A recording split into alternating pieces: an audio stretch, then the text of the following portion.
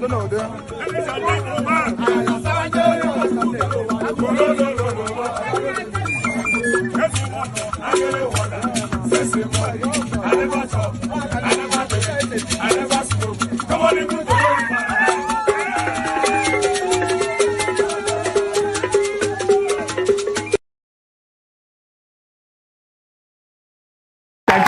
you so much for watching. Thank you. Have you subscribed? Yes, you. Have you subscribed? You. Yeah, before you go, click. It's free. Click.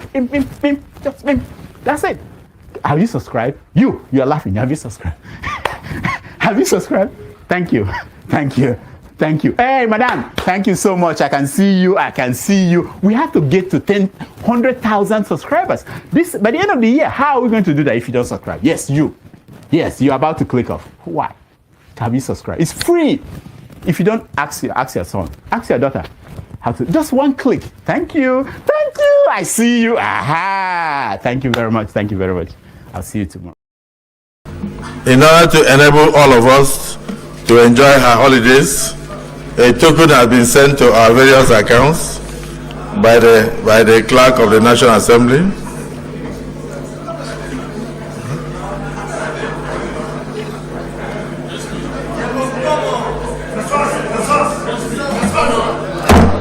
I will not. I withdraw that statement.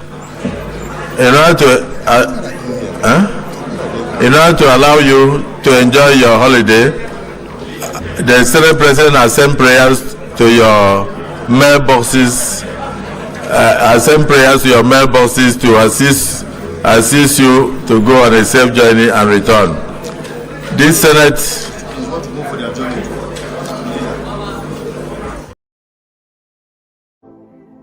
I have nothing new to say. People are hungry. Let them die. It's their fault. Yeah, I'm supporting Tinubu 100%. You're supporting Tinubu? 100% to deal with Nigerians. Jeez. People like you. So that when next election comes, I will now see whether when people bring money, you will vote for them or you will do your conscience.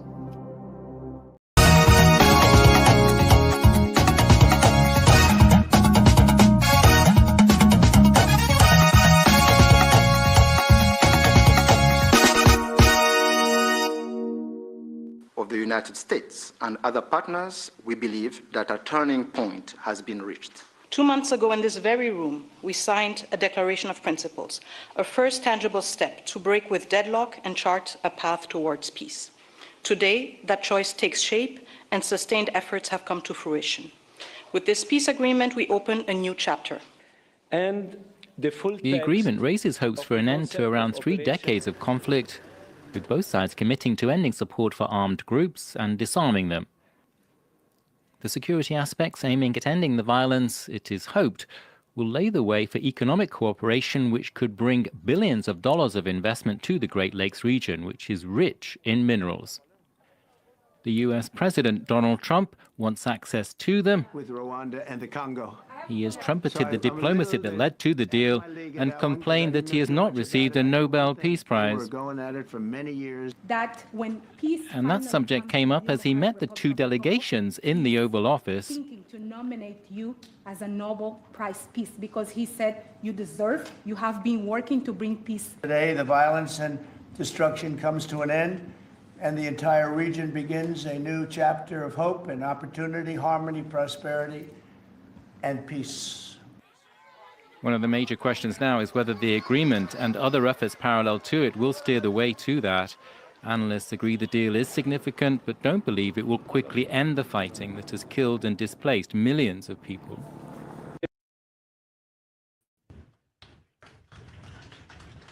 To all of you,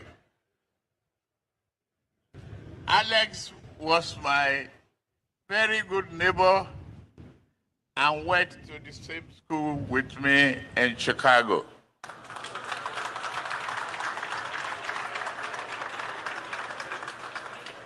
Never did we dream that I would be in this position as the President of the Federal Republic of Nigeria, and Alex will be a successful businessman from Belarus to bring about a very successful collaboration and bilateral relationship that will promote economic prosperity and future of our two countries. Alex, thank you very much for everything.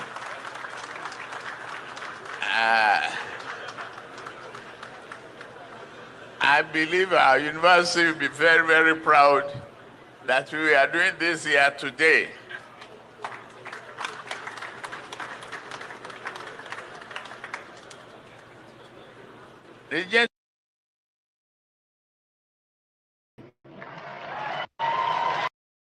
Doing well.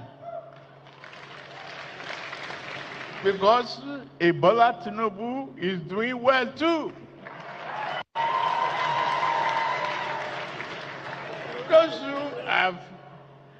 Those who have triggered the alley politics and the perdition of coalition, suddenly, just don't pay them any attention.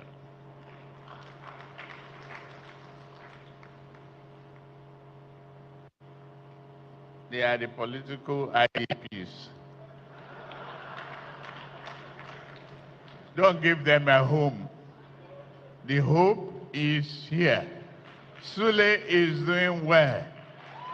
We will support whatever a Governor Sule brings about to work harder for the prosperity and renaissance of Nasarawa State. That's what we stand for.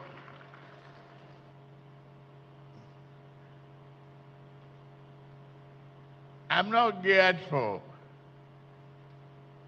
what they try to pull on me, early political campaign.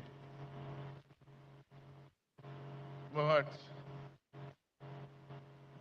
who is a politician who will keep quiet when the gangsterism are forming a coalition to unseat themselves?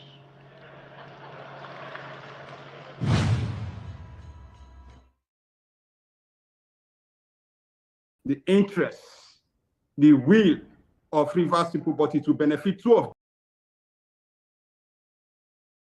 Tell you, the mistake Fubara have done. Peace is good. We wanted peace in Rivers State. We all agitated for peace. That was why we were speaking out against the injustice that took place. But we will believe in a peace that will carry everybody along, not one section of people. Look at every faces you are showing here. Tell me who is supporting Fubara in the midst of this gathering. It's just him alone. He did not even go for this meeting with his deputy governor. Does that not show you himself is a greedy person? Where is your deputy governor? Where are your commissioners in all of this? Where are the leaders and stakeholders who stood by you? Where are the Asare Dokubos who stood by you, who fought for you? Where are the Peter Otilis, the Secondus? Where are they? The Abieseki boss, the Austin Oparas. These are leaders of Rivers. These are people who fought Wike standstill in Rivers. But when their crisis started, they did not go, from our own investigation and information, they did not go to Sim to support him. Sim went to this group of persons to say, please come and support me. But today, when he was negotiating his peace deal, Sim never consulted anybody within his political family, within his political group, within the people of Rivers State. So that is why he went alone. But look at Wike. Wike went there with his lawmakers. He went there with leaders from his group. So which means Wike took everybody along. As unlawful and illegal. The court from Kenya to Nigeria in June for June the 27th, 2025. We begin in Nairobi, where a high court has declared the detention and transfer of the leader of the indigenous people of Biafra, IPOB, Nnamdi Kanu, from Kenya to Nigeria in June 2021 as unlawful and illegal. The court also awarded compensatory damages of 10 million Kenyan shillings against the Kenyan government for gross violations of Kanu's fundamental rights. Meanwhile, the end is now in sight over the political crisis in Rivers as the FCT minister, Nyesom Wike, says he and the suspended governor of the state, Wike-Fubara, have agreed to work together. Wike spoke after a meeting with Fubara, President Bola Tinubu, and suspended members of the Rivers Assembly and said they have settled their differences. President Muhammadu Buhari, who will be visiting to inaugurate projects executed by Governor Yahaya Bello. The government has urged the people of Kogi State to come out en masse to receive the president and display their hospitality. In this journalist hangout midweek special, Babajide Kolade Otitoju was at the state-of-the-art reference hospital, Okene, and others due to be inaugurated by the president, and files this story. Science of protecting and improving the health of the people in their communities by detecting, preventing, and responding to infectious diseases, among others. The Bello administration in Kogi State in the last few years has underlined its determination to provide quality health care for the people of the state by renovating or building new specialist hospitals across the state, including the Prince Abubakar Audu University Teaching Hospital, Ayingba, the Specialist Hospital in Lokoja, GYB Specialist Hospital, Isolu, GYB Specialist Hospital, Egain, General Hospital, Ida, and the Specialist Hospital, Tego.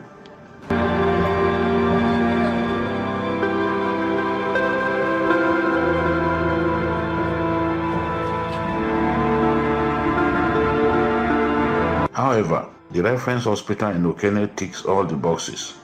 It is without a shadow of a doubt one of the legacy projects of Yahaya Bello administration, one which is meant to address the issue of medical tourism, which costs Nigerians about 664 billion every year. Okene Reference Hospital is also meant to serve as teaching hospital to the Confluence University of Science and Technology, a specialized university established just before the end of Governor Yahaya Bello's first term in office. I had heard of Okene Reference Hospital and seen beautiful pictures of it in the online media, so I decided to travel to Okene to see things for myself. Located on the site of the old Okene General Hospital, the reference hospital boasts of a giant standalone building where all its wards are located. I was met on arrival at the hospital by Engineer Kabir Suleiman, state consultant, who handled the project. He spoke about how long it took to put the project to bed, as well as some state-of-the-art equipment installed therein. Behind us here, you can see the Okene Reference Hospital, 100% completed, fully furnished, fully equipped. Tell us some of those things. It has CCTV everywhere. Everywhere you are in this hospital, you are seeing somewhere. Somebody is somewhere watching everything that happens, both in and outside. Every action that happens in and outside the hospital complex. Then it has an internet facility which is meant to help the doctor to make research whilst they discharge their duty as medical doctors here. He also described how challenging it was to work on the project and meet the governor's expectations. It was a talk of war. You know, that is why it is good sometimes when you have people of our age supervising a project like this. You can give it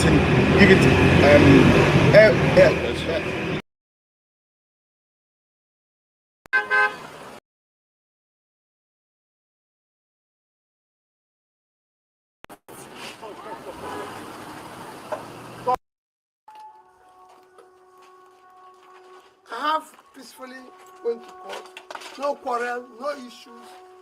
We will.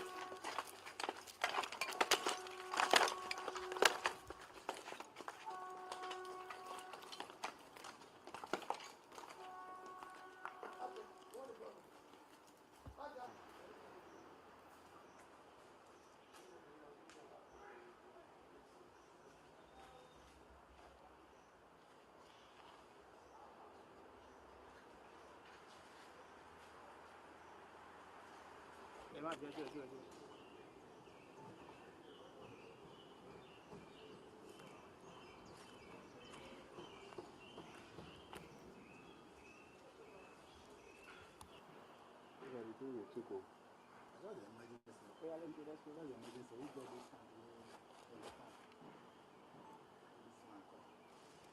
the glasses gone. All glasses.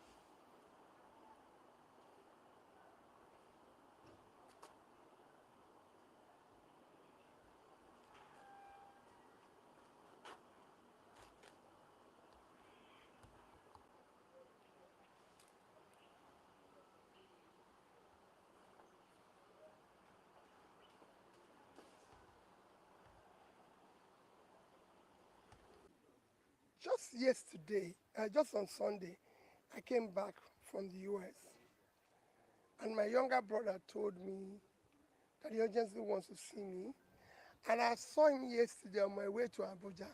He said to me that the land, the company land, Nest Food Limited, the land they own for over 10 years, probably over 15 years, belonging to them, that some people just jumped into it and said they are the owner, that they have cut injunction, and that they are about to start demolishing it. I said, okay, you go to court. And they won't demolish it without having proper documentation and everything. But yesterday evening, he called me. He said they've removed the roof. They brought 3 tractors or 2,000, they're demolishing everybody as fast as they can. And I said, no. I'll leave Abuja this morning. Let me go there personally. He said all efforts for them to enter there, they've been refused even entry. And they've chased out the people who are living there. So there's nothing they can do. That's how I came from Abuja. We first fly this morning from Abuja, drove to this place, asked the people who authorized it to demolish. They said I've cut injunction that the owner gave them. I said, who is the owner? They said they don't know the owner. They just gave them this. I said, who is the owner? They said they don't know the owner. Can I see the cut injunction and see who the owner, the person who is now claiming is sued? They gave me the cut injunction. The cut injunction explicitly said unknown person. How can you sue an unknown person and say the land belongs to you? A land with property. And within yesterday and today, you demolished the property. Look at it. They've removed the roof, they removed everything. Okay, give me your proper documentation, demolition orders, because even if you want to demolish a house, you go to the state, they give you order to demolish, give you appropriate documentation, bring safety people and them, so that we know we're doing what is. None. It's only while I'm here now that some people came and said they are from Lagos State, their safety order, and they say, what kind of a country is this? How did you descend to this level of rascality? How can you sue an unknown person, enter somebody's land and everything? I've been here for 4 hours. I've not seen one person who comes and say, I'm the owner. 3 people or 2 or 3 people have appeared. Are you the owner? No, I'm not. But I'm acting on behalf. I say, so who is the owner? No name. They've not called the name. I say, but you know my name. I'm Peter Obi. I want to know the next person so I can even approach him and say, please, this land belongs to a company that my brother is a majority shareholder. The country can't go on like this. We're looking for foreign investors. We're looking for investors. But look at how local investors are being treated. Is that how a country can thrive? This level of lawlessness, this level of rascality. So he's a senior advocate. He knows what is happening. What he's saying is a simple thing. The documents of this property is well documented and everything. And that is why it is important that the owner appears and bring his own documents for verification. All we are saying is you laying claim to something. The court case, when they sued an unknown person, a property like this cannot be owned by an unknown person, fenced. It's owned by a company. And that company, this is their lawyer. I'm only... Sorry. Wait, sir. Let me move the mic, sir.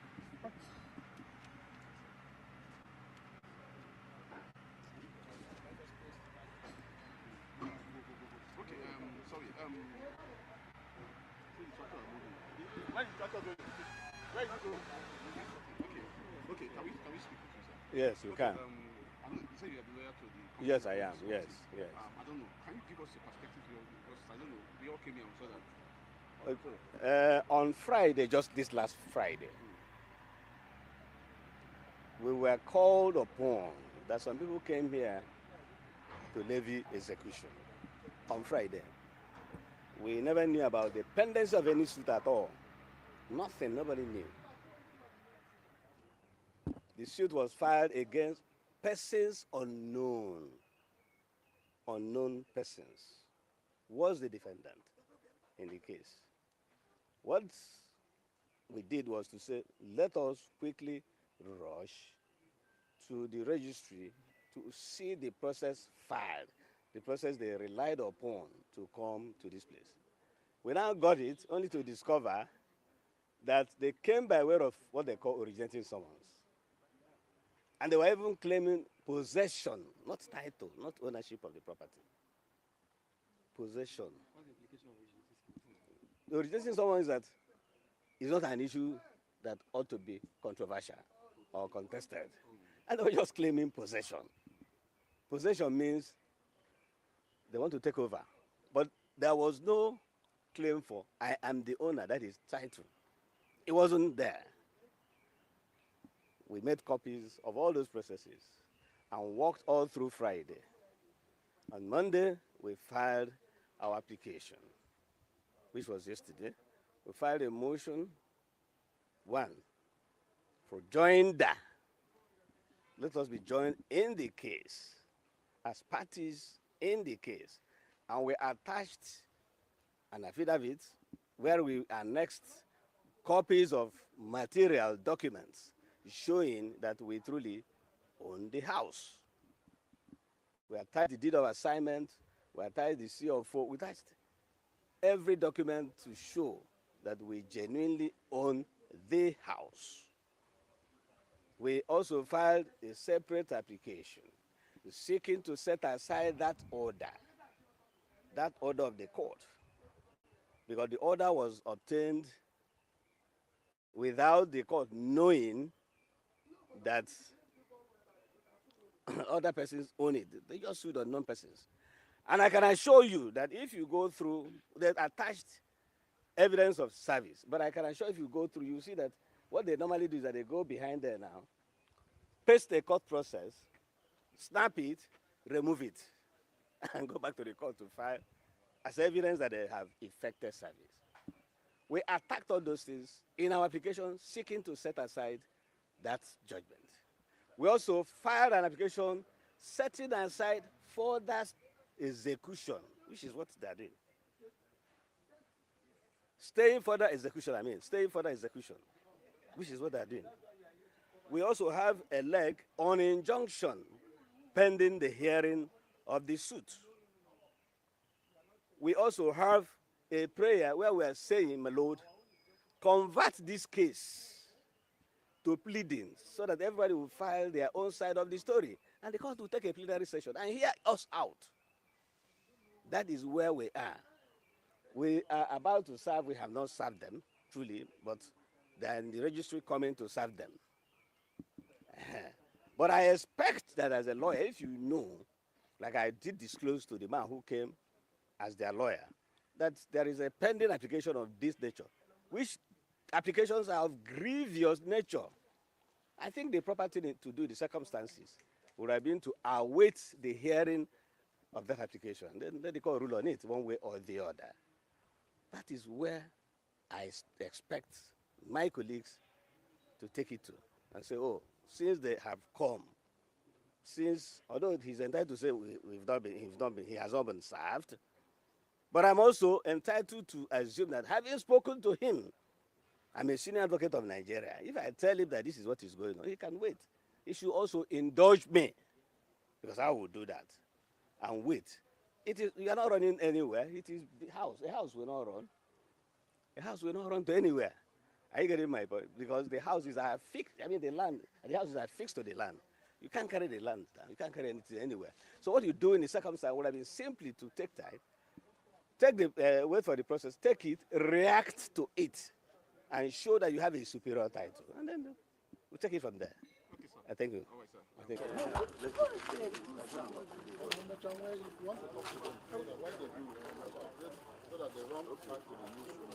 Don't get the whole thing.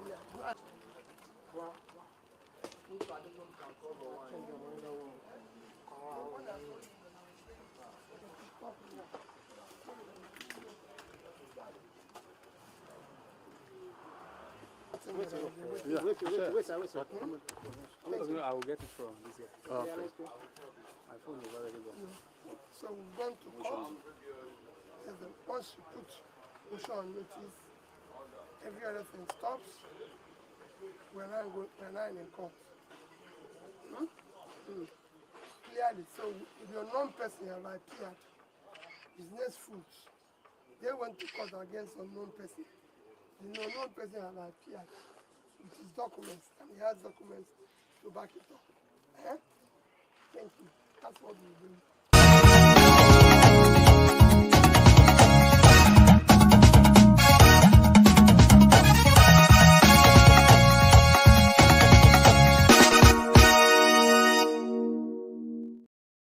With internal strife within the party.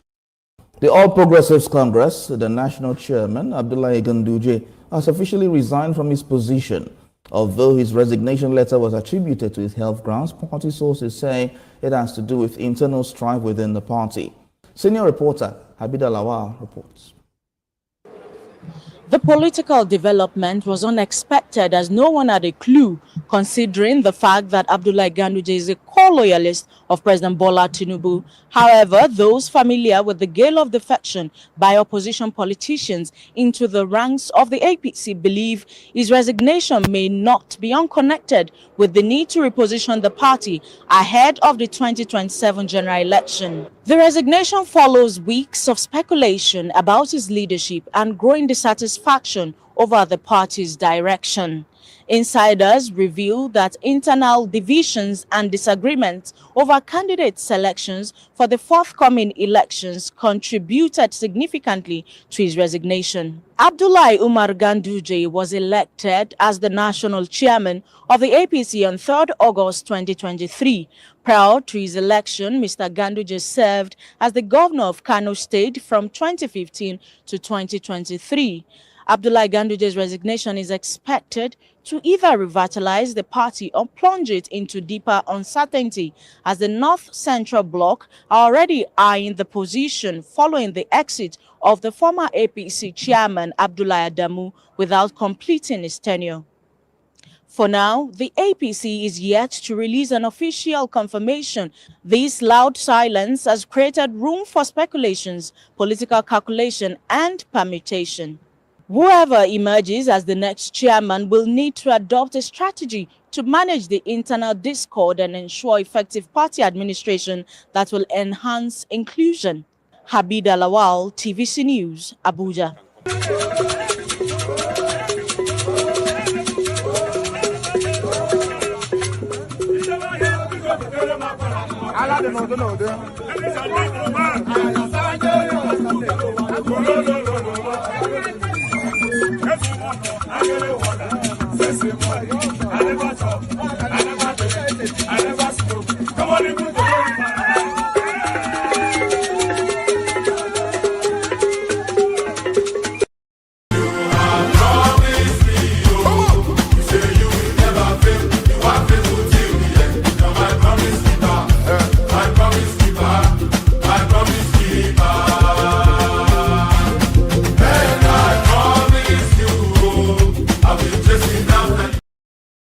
$1,911,844,833 naira and 46.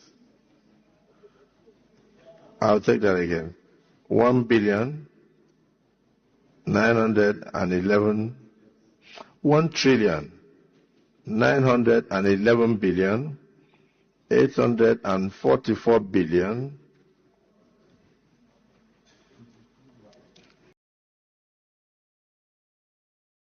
Thank you so much for watching. Thank you. Have you subscribed? Yes, you. Have you subscribed? You. Yeah, before you go, click. It's free. Click. Just that's it. Have you subscribed? You are laughing. Have you subscribed? Have you subscribed? Thank you. Thank you. Thank you. Hey, madam. Thank you so much. I can see you. I can see you. We have to get to 100,000 subscribers. This by the end of the year. How are we going to do that if you don't subscribe? Yes, you. Yes, you're about to click off. Why? Have you subscribed? It's free. If you don't, ask your son. Ask your daughter. How to? Just one click. Thank you. Thank you. I see you. Aha. Thank you very much. Thank you very much. I'll see you tomorrow.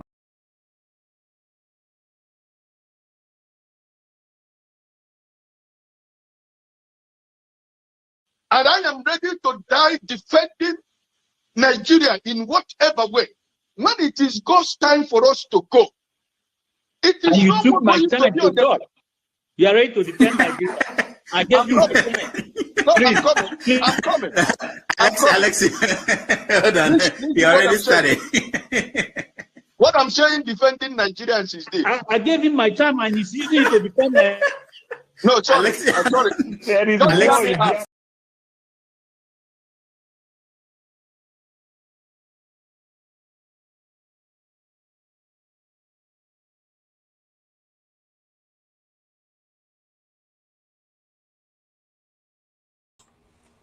Hello, ladies and gentlemen, faithfuls, fellow, members of Dr. Damage's show. You're welcome to another special day in the life of this broadcast. My name is KJ, and I'm sitting in on behalf of Dr. Rudolph, who is unavoidably absent today. But I promise you it's going to be a very interesting edition that we will all remember. Like I always say on this channel, your views are welcome. We are not looking for academic researchers. We're not looking for experts. If we are looking for experts, we know where to go to. We are looking for the views of you, the ordinary person, the person who do not have ordinarily access to the media to express yourself. We are looking for people's ideas that have not been tried before, because the world itself revolves around ideas. And the fresher the idea is, the better the society evolves. And that's why great countries like America will continuously be great, because they tap into those novel ideas that are coming from ordinary people. Everyday people. They are tapping into the resources of the younger generation, and they are making, their country continuously to be renewed with ideas that will indeed move their country forward. And so we on this channel, our intention is to continuously to canvas for these fresh ideas, fresh thoughts, fresh innovations, new frontiers on how to go about being able to resolve the quagmire we find ourselves in Africa and indeed in Nigeria. It would be a shame indeed that the biggest black nation, they place the convergence of the black skin on earth, is unable to govern itself. And sometimes it's a bit, it doesn't allow you to take a global stage and be able to make yourself heard. And, indeed show that we are the greatest of all. Having said that, you are welcome. And like you may have seen, we started playing some of the videos that we're going to discuss today. And we have a lot on our plates.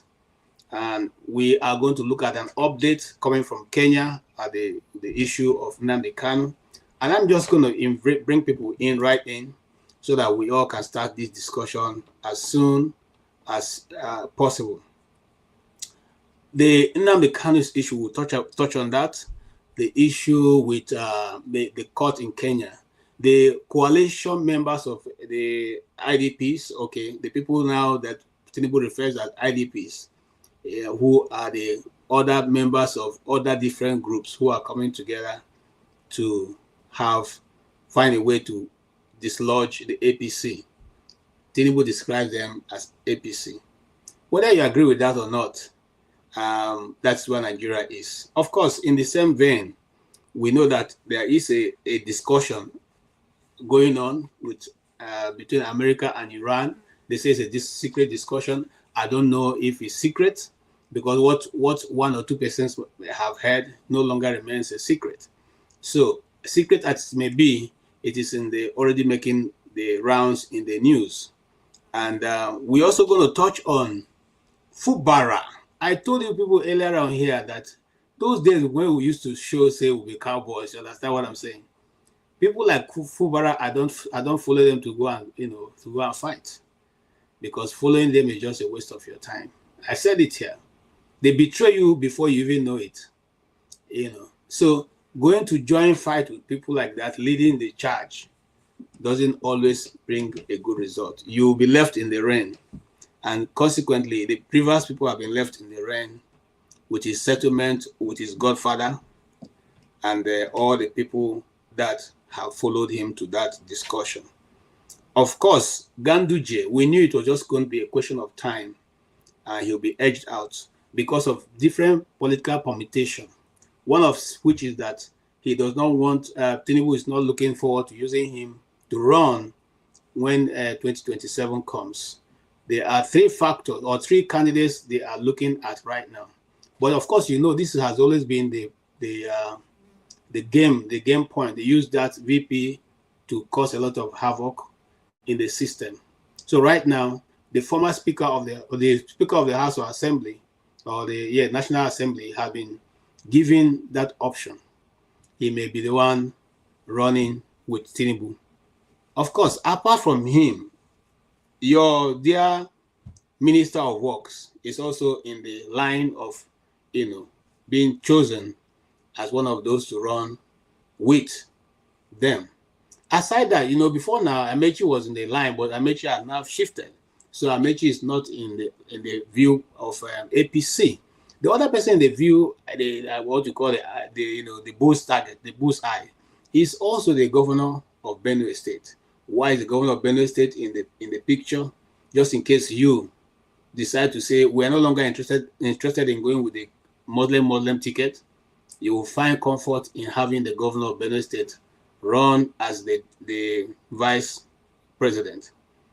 So these are the permutations that people are looking at, and also other political development in the country we'll look at. Rwanda has been able again to bring some form of closure or peace to the neighboring countries. Rwanda and the DRC signed a peace deal with President Trump, and we also played you a video, and we can also look into that if time permits. If not, we'll take that on our second segment of this show. But as it is right now, everything seems to be working very well for that signature that has been conducted in the White House. I think the atmosphere was peaceful. I'm praying that it comes out to be what will move Congo and Rwanda forward. Not because it is the best, but because that's only what we can get for now. I seem to be distracted by one fly. I don't know where it came from, All right. Yes, we also heard about the EFCC, who decided to tell, I'm beginning to like some of the things they do in Nigeria. Last week, the Totif, who I have so much respect for, he's a professor, by the way. So it's not whether you look at him from the traditional point of view or look at him from the Western education. He has all what it takes. Told the president to his face, please take your rubbish back to Abuja. Don't come and tell us here that this is Fulani headers farmers clash. Nothing like that. So again, EFCC maybe have taken a toll from there and told Yahya Bello to his face, who had applied or in the court told them that he wanted to go for a medical treatment. So, and EFCC said, no, you can't go. You have spent so much money, developing specialist hospitals in Kogi State. In fact, you shouldn't even go beyond your village, because there are many hospitals in your village which you developed. Why go abroad to go and seek for medical treatment? If this is what our government have been doing, Nigeria would have been much better country if you spend so much millions to do medical treatment, medical facility. You should be able also to what? Use those hospitals. Nobody remembers that Abacha never left Nigeria for one day to go and treat himself anywhere, for the years he spent. And that is the same person who built all that. Miriam Abacha's hospital, it still remains an outstanding project in Nigeria before the evil people came and took over and ran it down. It was a reference point in Africa. But today, people have spent more money, double the money that was spent in building Miriam Abacha Hospital, now called National Hospital. They have spent twice that amount, and yet what they built is not close to what Miriam Abacha was able to do as a national hospital. Gentlemen and ladies, there was a tweet that I saw that was quite, shocking to me. And the guy said, if you continuously to save one naira, you may never be able to even realize $1. It takes you. So whatever that means, man, that is where we are now. Those who say Nigeria is getting better, oh yes, it's getting better. Those who say Nigeria is there's no challenges, oh yes, there are no challenges. The leadership have done so well. It's just that it's like we're walking backwards. Because when I was growing up, my dad told me that it used to be paid then, sometimes 20 naira, sometimes 25 naira. And that was able to take care of everybody in the family. Today, 25 naira, in fact, the 25 naira cannot buy you sweet. So the question be, are we really making progress?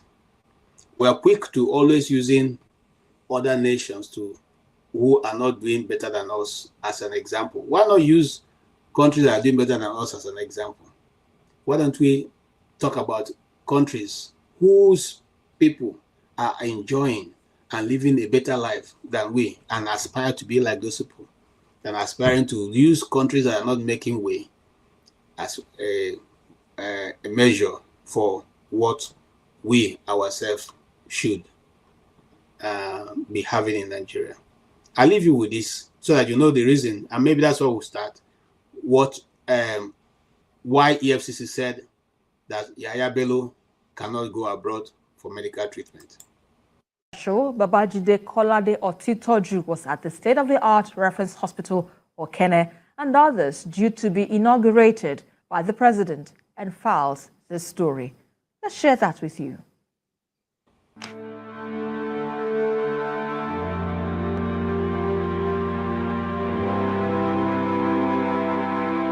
Health, they say, is wealth.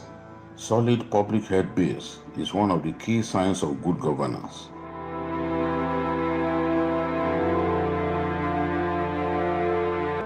To this end, governments spare no effort in promoting public health, which has to do with the science of protecting and improving the health of the people in their communities by detecting, preventing, and responding to infectious diseases, among others. The Yahaya Bello administration in Kogi State in the last few years has underlined its determination to provide quality health care for the people of the state by renovating or building new specialist hospitals across the state, including the Prince Abubakar Audu University Teaching Hospital, Ayingba, the Specialist Hospital in Lokoja, GYB Specialist Hospital, Isalu, GYB Specialist Hospital, Egain, General Hospital, Ida, and the Specialist Hospital, Tego.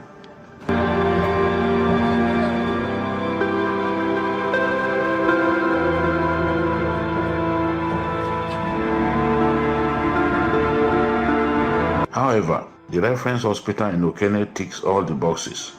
It is without a shadow of a doubt one of the legacy projects of Yahaya Bello administration, one which is meant to address the issue of medical tourism, which costs Nigerians about 664 billion every year.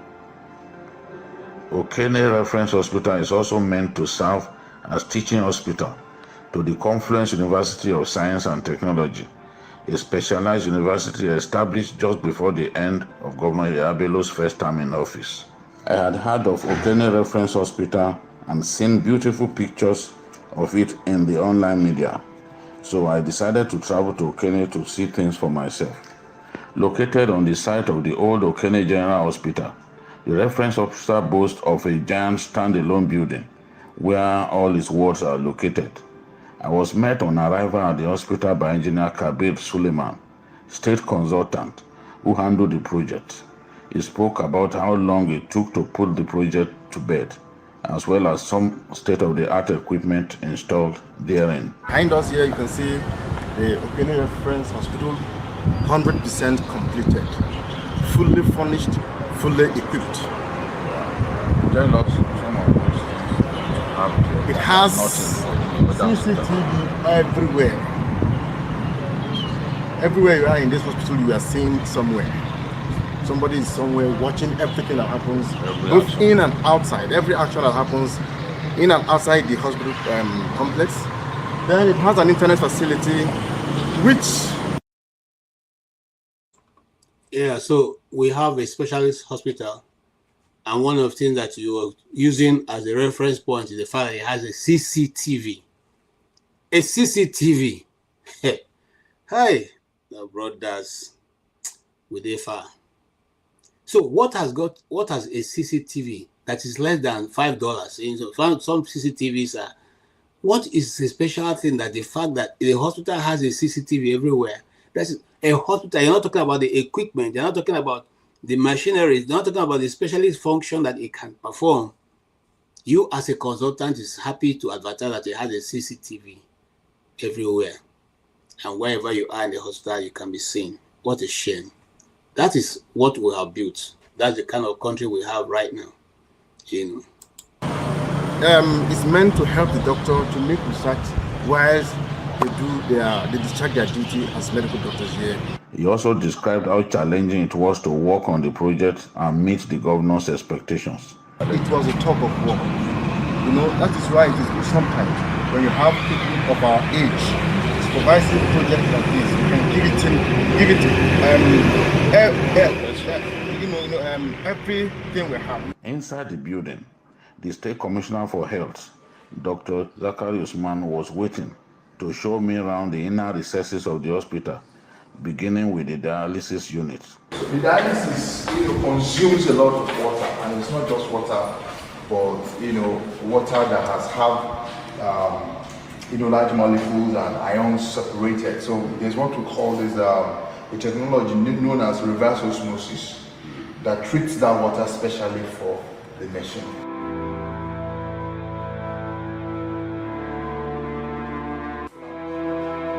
Mammography unit. This is a 3D, a three-dimensional mammograph, and it's a xenograph questionnaire machine.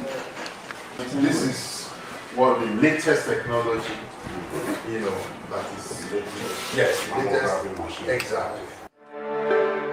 I had the privilege of seeing the maternity ward and the labor theater.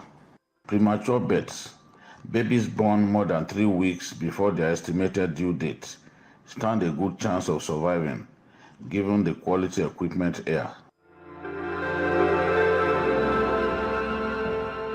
When they come here and the labor seems to be delayed for any reason or there is no indication for even normal labor, they actually go into the labor room theater. The other thing is the phototherapy machine. When a child is delivered, some of them come out with jaundice. So they are put under a regulated, light, and that light will help.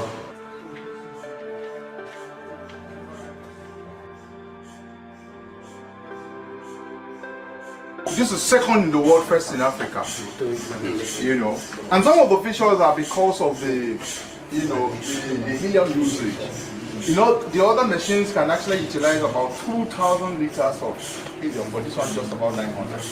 During a conference call with the manufacturers of the Signal Prime MRI equipment, the makers confirmed that the MRI machine installed at the reference hospital Okene is the first of its kind to be installed in sub-Saharan Africa. His Excellency Alhaji Yahaya Adoza Bello has been very ambitious and very decisive in equipping this hospital. So when I told you that this is the best hospital in Nigeria, in Africa, most have not been to other parts of Africa, it could as well be the best in Africa. Yeah, so you can see that okay, let me share a story here. There was a time Nigeria was supposed to be switching to the HDV system from the analog, which were operating, which were the DVs. And some of us who were professionals in this formed a group and went to meet a minister to say, look, we've heard from the grapevine that you are planning to upgrade those cameras and those equipments to a HDV. That is like upgrading a Beetle, a Volkswagen, from being a Volkswagen to a Mercedes or a trailer. That's the right word. That's right. This thing. It does not work. There's no way you can convert a Volkswagen Beetle to a trailer. So the outright thing to do is to discard those equipment and get fresh equipment. It will cost you less than trying to convert those things. But when we left, the experts in the ministry, just like this guy now is calling the manufacturers, and said to the manufacturers, oh, some people just came now and said this cannot be possible. Is it going to be possible? The man said, of course it's going to be possible. We have been doing it for other nations. In fact, what we want to come and bring to you is going to be a first class, never anywhere installed, any part of Africa. And so they went along with those expertise who came from outside, because once you are a black man, your expertise have some, it has a limitation, especially if you're talking from Africa. So they went with that expertise advice. Those of you who watch NTA, at the time, shortly after Dora Akunyele left and during the Dora Akunyele time, you notice that the pictures were stretched out as if, it lost that dimensional view which the HDV was supposed to provide. And then it became, stretched, totally stretched, looks very, unnatural. But that's because they went ahead to install those equipment. And consequently, it didn't work out. Anyway, that's exactly what this man is doing right here. He's calling the manufacturer to tell them what the equipment can do. Boy, oh boy, do you expect him to say it is you are just getting something that you have got? No, who will not pray? In fact, Africans will have a proverb that monkey, which person go say in Peking no fine. Monkey no fine, but mama like him. So that's what they are doing here. And so I totally praise EFCC for not agreeing to allow him to go anywhere. Let him go back to these hospitals and be treated there. I was not mentioning words. This here is a Revolution Magma CT scan machine, 128 slides, top-notch, high-tech equipment, cutting-edge technology, betting here, just like the MRI machine. From the radiography unit, we move to the game-changing oxygen production unit.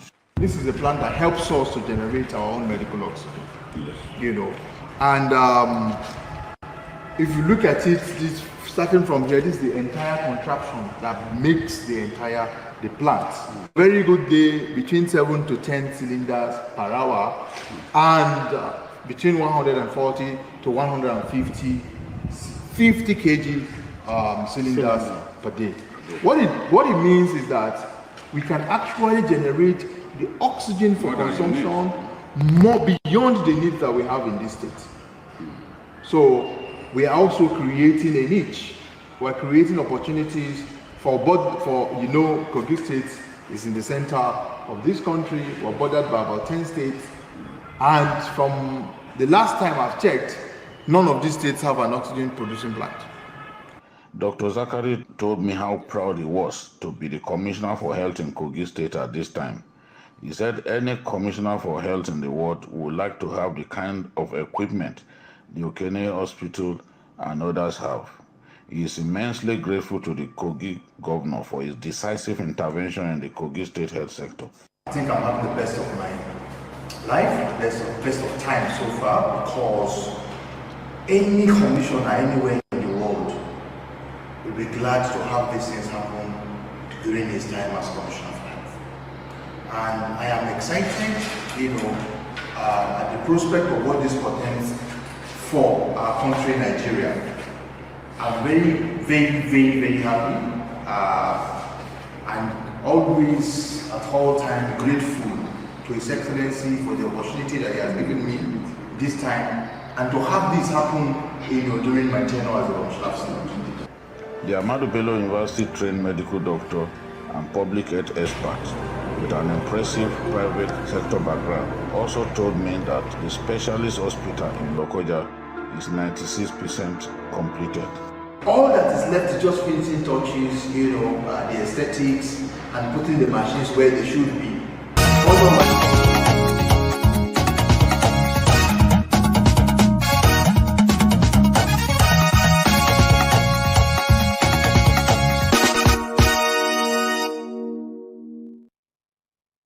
All right. I needed you guys to understand. I'm sorry if that went a bit too long, but I needed you to understand why and on what grounds that the EFCC is standing to refuse to grant bail to somebody who has taken over how many, billions of naira from his people and now wants to go outside. After building all this beautiful, well-equipped hospital, you want to go outside and go and receive treatment. What kind of treatment are you going to go receive when you already have it in your backyard? So I hope that they hold on to that argument. I hope that they insist that he's not going anywhere. And I hope that at the end of the day, justice will be given back to the people of Kogi State. If we have been doing this, I can assure you that Nigeria would have been a better place. Yeah, those who build ASO Clinic will have to be treated in ASO Clinic. If it becomes too much for ASO Clinic, they will be treated in National Hospital. If it becomes too difficult for National Hospital, they'll be treated in one of those specialist hospitals in Nigeria, but not coming abroad. Because that is why our country is not moving forward. I'm not saying this because I don't like Yaya Bello, the white lion. I'm saying that because you cannot spend so much money and yet the people are not giving any service and nothing happens with you. Let him be there. Let him treat himself in those places and let whatever is worrying him.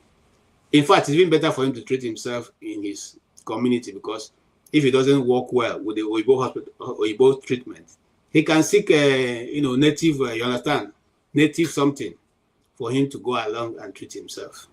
Other than going to Oyibo people who may not understand exactly what the problem is with him. Let him go to a local hospital in Kogi. Yes, specialist hospital with well-equipped hospital, that even that one of the equipment it was manufactured exactly for Kogi State. It was not manufactured for any other place, So I like that. It's one of those things. Well, like I said, it's going to be just touching on some of these issues, and then we will move very fast to what we are going to be discussing today. All right, having said that, there's also a news item that shocked everybody, and that's the one of Peter Obi's brother.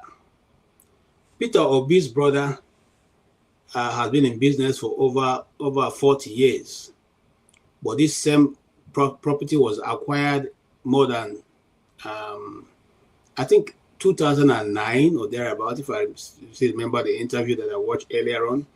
And they didn't move to that place until much later.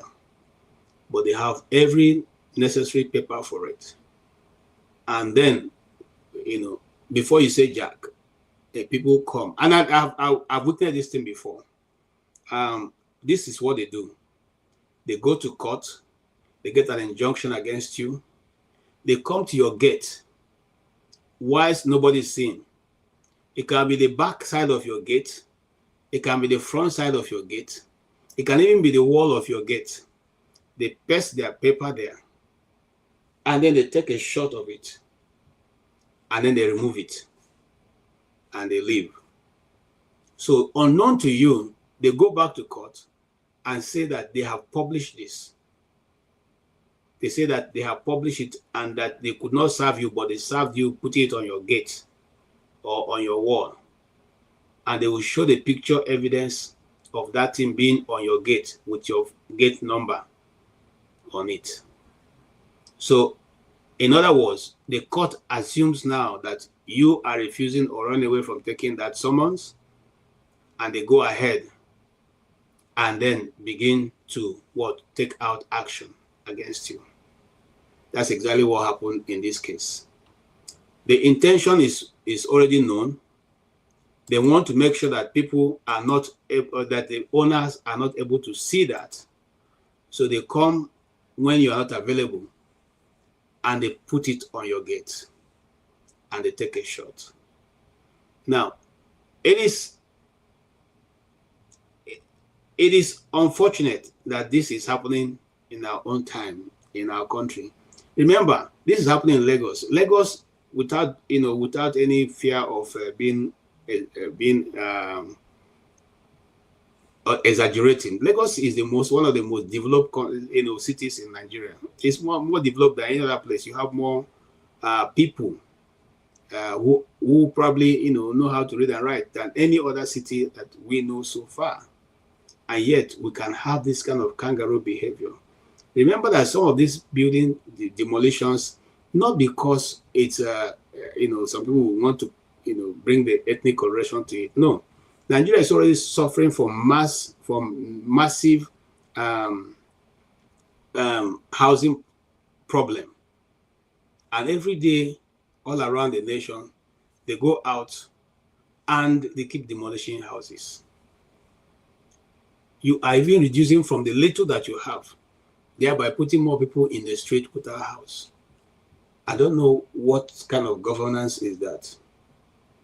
I don't know what kind of governance is that. So, if you ask me, I will say, well, maybe there's a heightened level of wickedness amongst our people, and yeah, I see that Show is on the show. Show is on the show. So let us bring Show in. Maybe coming from Lagos, part of the country, he may have a more understanding of what's going on. Show, welcome to the show. Thank you, KJ, and well done for hosting. Well, the Peter Obi story, I saw it, and good afternoon to viewers from little beautiful England, viewers, people in the comment section, those who are saying KJ is having a monologue. No, it's just that people have not joined. By now, you should know your host now. KJ know the hold mic. If people are backstage, you bring them on. So don't be tired. If you're tired, join the panel. Let's enrich the conversation. But shout out to the people in the comment section and to those who would watch much later. With regards to the demolition of building, Peter Obi's brothers building in Lagos, it's quite pathetic. The way Lagos State have come out and to say that, they didn't do it. And they sent a guy, I think it's a commissioner, I can't remember his name, and it went on TV. I saw part of it. And it was, and it was saying, it's irresponsible of someone like Peter Obi to be going on social media to accuse Lagos State government. They didn't do it. And I can't remember if Peter Obi expressly accused Lagos State government when he spoke. I don't think he did. And they asked this guy a question, which honestly I couldn't believe the answer he gave. And no, actually, he said they didn't do it. And they said, who did it? And they said, oh, it's a case of two fighting. Somebody else is trying to lay claim on the property. And he said, most likely it will be those people that went to demolish. And the journalist said to him, are individuals allowed to go to another man's property and take it down? And he said, I don't think so. He wasn't even assertive to say, no, they cannot, or yes, they can. And you begin to wonder, that's a commissioner. saying that he doesn't think so. So basically, KG, you and I can have an argument. This is my land, is not your land, is my building, it's not my building. And I would just go to one court and get one injunction and go there and bulldoze the whole thing. I mean, that just reeks of incompetence on the part of the government. You know, nobody should have the right to go to another man's or a property you're fighting over and go and take it down. And like you rightly said, we have shortage. We shouldn't be tearing down houses. And this is not just Lagos. I've seen videos of some in Benin, some in Enugu, some in, I mean, we don't have enough houses. Even if you want to repossess these buildings, as the government, you can repossess it and repurpose them. Why do we just get so excited and just take bulldozers and tear buildings down? Even some places, I think it's in Delta State or Edo State, they gave a law when they said, where they said anybody who is linked to any form of terrorism, you know, kidnapping, you just in Anambra, I think it's happening in one of the South states as well. I think it's Delta or Edo. You just take down the building. For me, it's even you're getting rid of potential evidence. Yes. You go to a crime scene and you just take down the building. I don't know why we get so eager and excited to take down buildings. We don't have enough of them. Give people the chance to regularize some of these things. Even if they've built on land, as long as it's not in the canal, on the canal, or on the waterways and all these things, you know, no hazard. They've just built, they've not paid ground rent or whatever they're owing. Let them know and say you have to pay by this date or whatever, or you can repossess it and repurpose it. So this idea of knocking things down, honestly, how long does it take to build these structures? And you knock it down in 5 minutes. So I think we can do better as a people. And this is not just Lagos State. It happens a lot more in Lagos State. And Lagos State, you know, of course, we talk about them more because, of course, it's Lagos. You know, you can't talk about Nigeria, not talk about Lagos. So maybe that's why they're in the news a lot more. And obviously, Peter B is involved in this. So people are reading, you know, is it a political undertone? Are they targeting him? If they can't get him, can they get him through his brother? You know, so all that. I mean, you can't blame people for such permutations. You know, so and that's even more reason why I would have thought the people behind this would be more careful, because you don't want to set people off. I mean, if they're obedient, if Peter B's people just decide to be radical and just go crazy and say they've done this to Peter B, we're just going to go riot, we're going to burn things down. That can happen. So, you know, we need to be sensitive how we handle these sort of things. Going forward, I hope that we will do better as a people. All of us do better as a people. Thank you so much. Okay, and then my brother and friend, Mr. Yaya Bello. I don't know if you follow it, because you know I went to out of my way to look for that video, because I know when Mr. Tutojo did that documentary for that hospital in Kogi State, you know. So I went to look for it because I wanted to know whether it is not the same Yaya Bello who built more than 9 hospitals across Kogi State with 2 specialist hospitals. Now wants to go to the US or UK to go and treat high blood pressure. What do you say about that? No, again, please I'm not trying to make you laugh, but is it that when you go to hospital, you yourself who beauty cannot go there or something? Is there a law against it? It is time to jackpot now. You think it's the only poor man they jackpot. It's time for the White Lion himself to jackpot. I didn't see this video until you shared it. It's one of those news that I missed when it happened, and it'll be quite interesting. Now, I don't watch TVC at all. There are channels I don't watch. I don't watch TVC at all. TVC, and this particular journalist that went there, I can't listen to him for 5 minutes. There's a way he speaks that fortunately, sorry, I'm not cutting you. He's a good friend of mine. I did a UNDP walk once with him in Lagos State. I had to travel to go do that. He was the one who came from the other agencies. I came from the UNDP in Abuja, and he is a very pleasant fellow. In fact, I liked it. In fact, let me go out of my way to trying to keep in touch with him because it was just so pleasant. But all of a sudden, man, I don't understand this guy. I mean, I don't understand. I mean, what's wrong with Nigerian journalists? I don't know him personally, but the little I've seen on it, of him, every time he talks, there's a way he speaks that it's not pleasant to my ears. So he might be making sense, but there's a way he talks that just puts me off. It's like what they the Americans call here, you know, are you slow? I don't want to put it that way. Yeah, So but it's it'll be interesting. Pleasant fellow. Which is fantastic. I don't know him personally, so you know, I've just spoken on the way he presents. That's what I don't like or enjoy. It'll be interesting to see if he has commented on this plea by the White Lion, Yaya Bello, to travel abroad. Since he went to Kogi and he did this extensive, which I think is good reportage, of these buildings, of this hospital, it'll be good to see his comment to say, I remember going to this place, and for him to play these videos to his audience on TV to say, look at what I did, look at what, you know, when I went there, they built this. In fact, the hospitals have CCTV. Can you imagine? Beautiful hospitals with CCTV. I left a comment. I said, my kitchen is fully functional. I have a massage chair in my kitchen.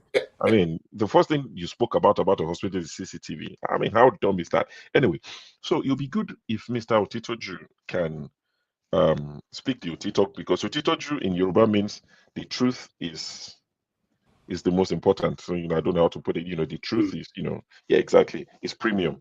So it'd be good for him to tell people the truth and say, I went to this place a few years ago. These are the hospitals that His Excellency Governor Yaya Bello built. So, you know, why does he want to go abroad? It will be unfortunate if Mr. Otitoju does not speak about it, because he's directly, you know, involved in one way or the other. With Yaya Bello, it's not a surprise. How many times did Buhari use the Asoro Clinic? You know, like I've said, I work in and around the NHS in the UK. So National Health Service, like, you know, the hospitals, I work in and around from one hospital to another in my line of duty. So I meet a lot of doctors, a lot of JAPA doctors. And I was talking to one of the doctors who, I don't know if he's a recent JAPA, and he was telling me, he said he used to work at the Hospital Clinic. And it was giving me gist on, you know, how under-equipped the place was, how everything they tell us is just, you know, BS, that they've spent X amount of money. And he said, you know, the president never visited. I won't mention the president that was there at the time. I'll just leave that out. But he said, you know, the president never visited, because I don't want to expose this guy, you know. But he said the president never visited the clinic for anything, not even for headache. So the budget money for these things, excuse me, the structure that I saw in this your clip, it's beautiful. It would rival any structure in the world. In terms of structure, what they've designed, you can tell they traveled, they saw, you know, inspiration, and they built it. But what is left of that place today? Is it functional? You know, it's one thing to call the people that did the Sigma MRI scan and they're telling you it's the first in Africa. They will sell it to anybody that gives them money. It doesn't matter. It's not because they like Yaya Bello. If I go there tomorrow and I say, I want one in my house, they'll sell it to me. Yes. As long as, you know, they know that it's safe in my hands. Yeah, you pay them. That's what they're there for business. So all this idea of is the first in Africa, the first in West Africa, who cares? You know, if you want to tell me about something that's first in Africa, you tell me something that's relevant. Now, it's come to sorry, I'm not cutting you. Let me just give you a joke here. That's a friend of mine who was telling me about an Alhaji who never lies. He's a car dealer in Abuja. So when he gets his new supply, and the best of them, before he leaves that morning, he would meet his wife and speak in Hausa. Madam, how much you think this car is? The wife, being a wife now, of course, look at it and say, Alhaji, I will give you 5 million. You say, 5 million? Okay. Then when he goes to the office, if you come to buy, he will tell you, well, lie, sure. Even somebody just priced this car now 5 million. And he wasn't lying. Of course, he's not lying. He wasn't lying. You know? So this is what we are seeing in Nigeria constantly. And you wonder why. The question I wanted to ask you is that how did Abacha manage not to ask any question? I mean, not to leave to go for medical treatment throughout the years he spent in Aso Villa. What was the secret? Oh, Abacha. See, these things are doable. So Abacha knew that he didn't have many friends abroad. And he probably also didn't feel safe in their hands. You know, he was a military man, a good military man at that. A bad president, a bad guy, a bad human being, but he was a good soldier. So they understand the dangers of going to lie down on the table of a foreign doctor. They understood it more than all these ones in Agbada, you know, always flying to France. Buhari's favorite place was London and Germany, and Tinubu's favorite place is France. They just go and lie down, and, you know, these doctors cut them open and patch them up. People like Abacha understood the danger involved in that. That's why you won't see people like the current guy in Burkina Faso. You won't go near an Oyinbo man's doctor. You won't see Gaddafi. Wouldn't have done that. So it is possible to get these hospitals equipped. So Babangida, Abacha will have made sure that they got the best doctors. If they can't find in Nigeria, they will find one they can trust, maybe from Saudi, maybe from the Arab world, to bring them and get, if they don't want to use Nigerian doctors, to treat them. Anything can be done. I mean, Professor Shibajo, while he was vice president, had a surgery, minor surgery, but he brought Nigerian doctors from the US to operate on him in Nigeria. So it's doable. It's just that these current guys, it's because they're in office, so they're not better than you and I. So they're easily, they're easily impressed by I'm going overseas for treatment. It's a statement to them. It's like a big man thing. So they would rather go abroad for treatment. They're excited. They will still, they will tell their people, "Oh, I'm going abroad for overseas for treatment. I'm going overseas. I'm going to Germany. I'm going to this specialist doctor in London to get treated." So they're impressed, like any regular guy. So don't see them as people who are smart or intelligent. They are not as intelligent as a lot of people think they are. Because tell me, why wouldn't you? I mean, I thought if there was something that was going to change their minds about the healthcare in Nigeria, or the lack of it, would be COVID. Remember how many of them died during COVID? Even the former governor of Oyo State died. Buruji Kashamu, that was meant to run, that ran for Ogun State governor as Ruben Abati's principal. Abati was meant to be the VP in 2019. Buruji Kashamu died. The former governor of Oyo State died, all to COVID. And so many senators and former senators, a few of them died because America and the UK shut their doors. Nobody's coming in, nobody's going out. I mean, like the rest of the world. All the doors were shut. You weren't traveling anywhere. So these guys were not able to travel overseas for treatment. And so many of them died. So I thought that would have opened their eyes to say, Omo, let's fix this, our healthcare. Even if it is going to be expensive and the poor man will be priced out, that they can't even attend it because it will be so expensive, let us build it so that the next time something like that happens, we have somewhere to go to get treated. If, God forbid, another thing like COVID happened tomorrow, so many of these guys will die again because they just cannot think. And maybe they can think. Maybe they can think. I'll round off on this. Maybe they can think because there's a reason why they don't invest in Nigeria. They are the ones behind destroying Nigeria. They know the amount of damage they are doing to Nigeria. They know it is not profitable to invest in Nigeria. And they keep talking about demarketing Nigeria. No. They themselves are the biggest demarketers of Nigeria because even from the money they steal, you would think they would invest some of it in Nigeria. They know that if you're smart, you take your money to the West and invest. So they don't. Maybe that's why they've decided not to build these hospitals because they know it might not be profitable in the long run. So that's why I'm thinking, I don't know, maybe they are smart and they just think, you know what, I won't put I've seen some of Tinubu supporters. I said it here once before, and the guy countered me in the comment section. I won't mention the name. I was on a platform one time and they were discussing and they said, "Oh, Mr. XYZ, would you invest in Nigeria?" And he said, "Never." He said, "As long as there's opportunity to invest in the West, I won't invest in Nigeria." And this is a big Tinubu supporter who lives in the US. And he said, "I won't invest in Nigeria." Because if you're with your senses, it takes connection to invest in Nigeria. You have to know that that my money is safe. So I don't know for our politicians, but they are some of the craziest people about. A question for you. Sometimes when we come to this channel and people, I would rather like if you have a contrary opinion, rather than just throwing it in, you come and sit down and then tell us why you think you differ for what you are saying. If Nigeria can afford to buy some of the most expensive vehicles in the world. No, our economy does not matter when it comes to the president's car. Our economy does not matter when it comes to building the most expensive VP lodge. Our economy does not matter when it comes to private jets. Our economy does not matter when it comes to all these things. But when it comes to the common man, all the economists, like we can see in the comment section, they come out and they tell you, our economy is this, our economy is that, there will be inflation, how can you pay people this salary? But president wants to buy a jet that can rival, some of the best countries that are doing better than us. Oh, that's fine. Our economy can carry it. Yeah. President wants to buy an Escalade. Oh, why not? Our lawmakers wants to buy cars worth 160 million naira each. Of course, why not? There'll be no outrage. The minute you say, give our people free paracetamol, don't you understand economics? Didn't you study? Can't you reason? Are you slow? Are you stupid? See, They say there's no way you support APC that you won't sound stupid.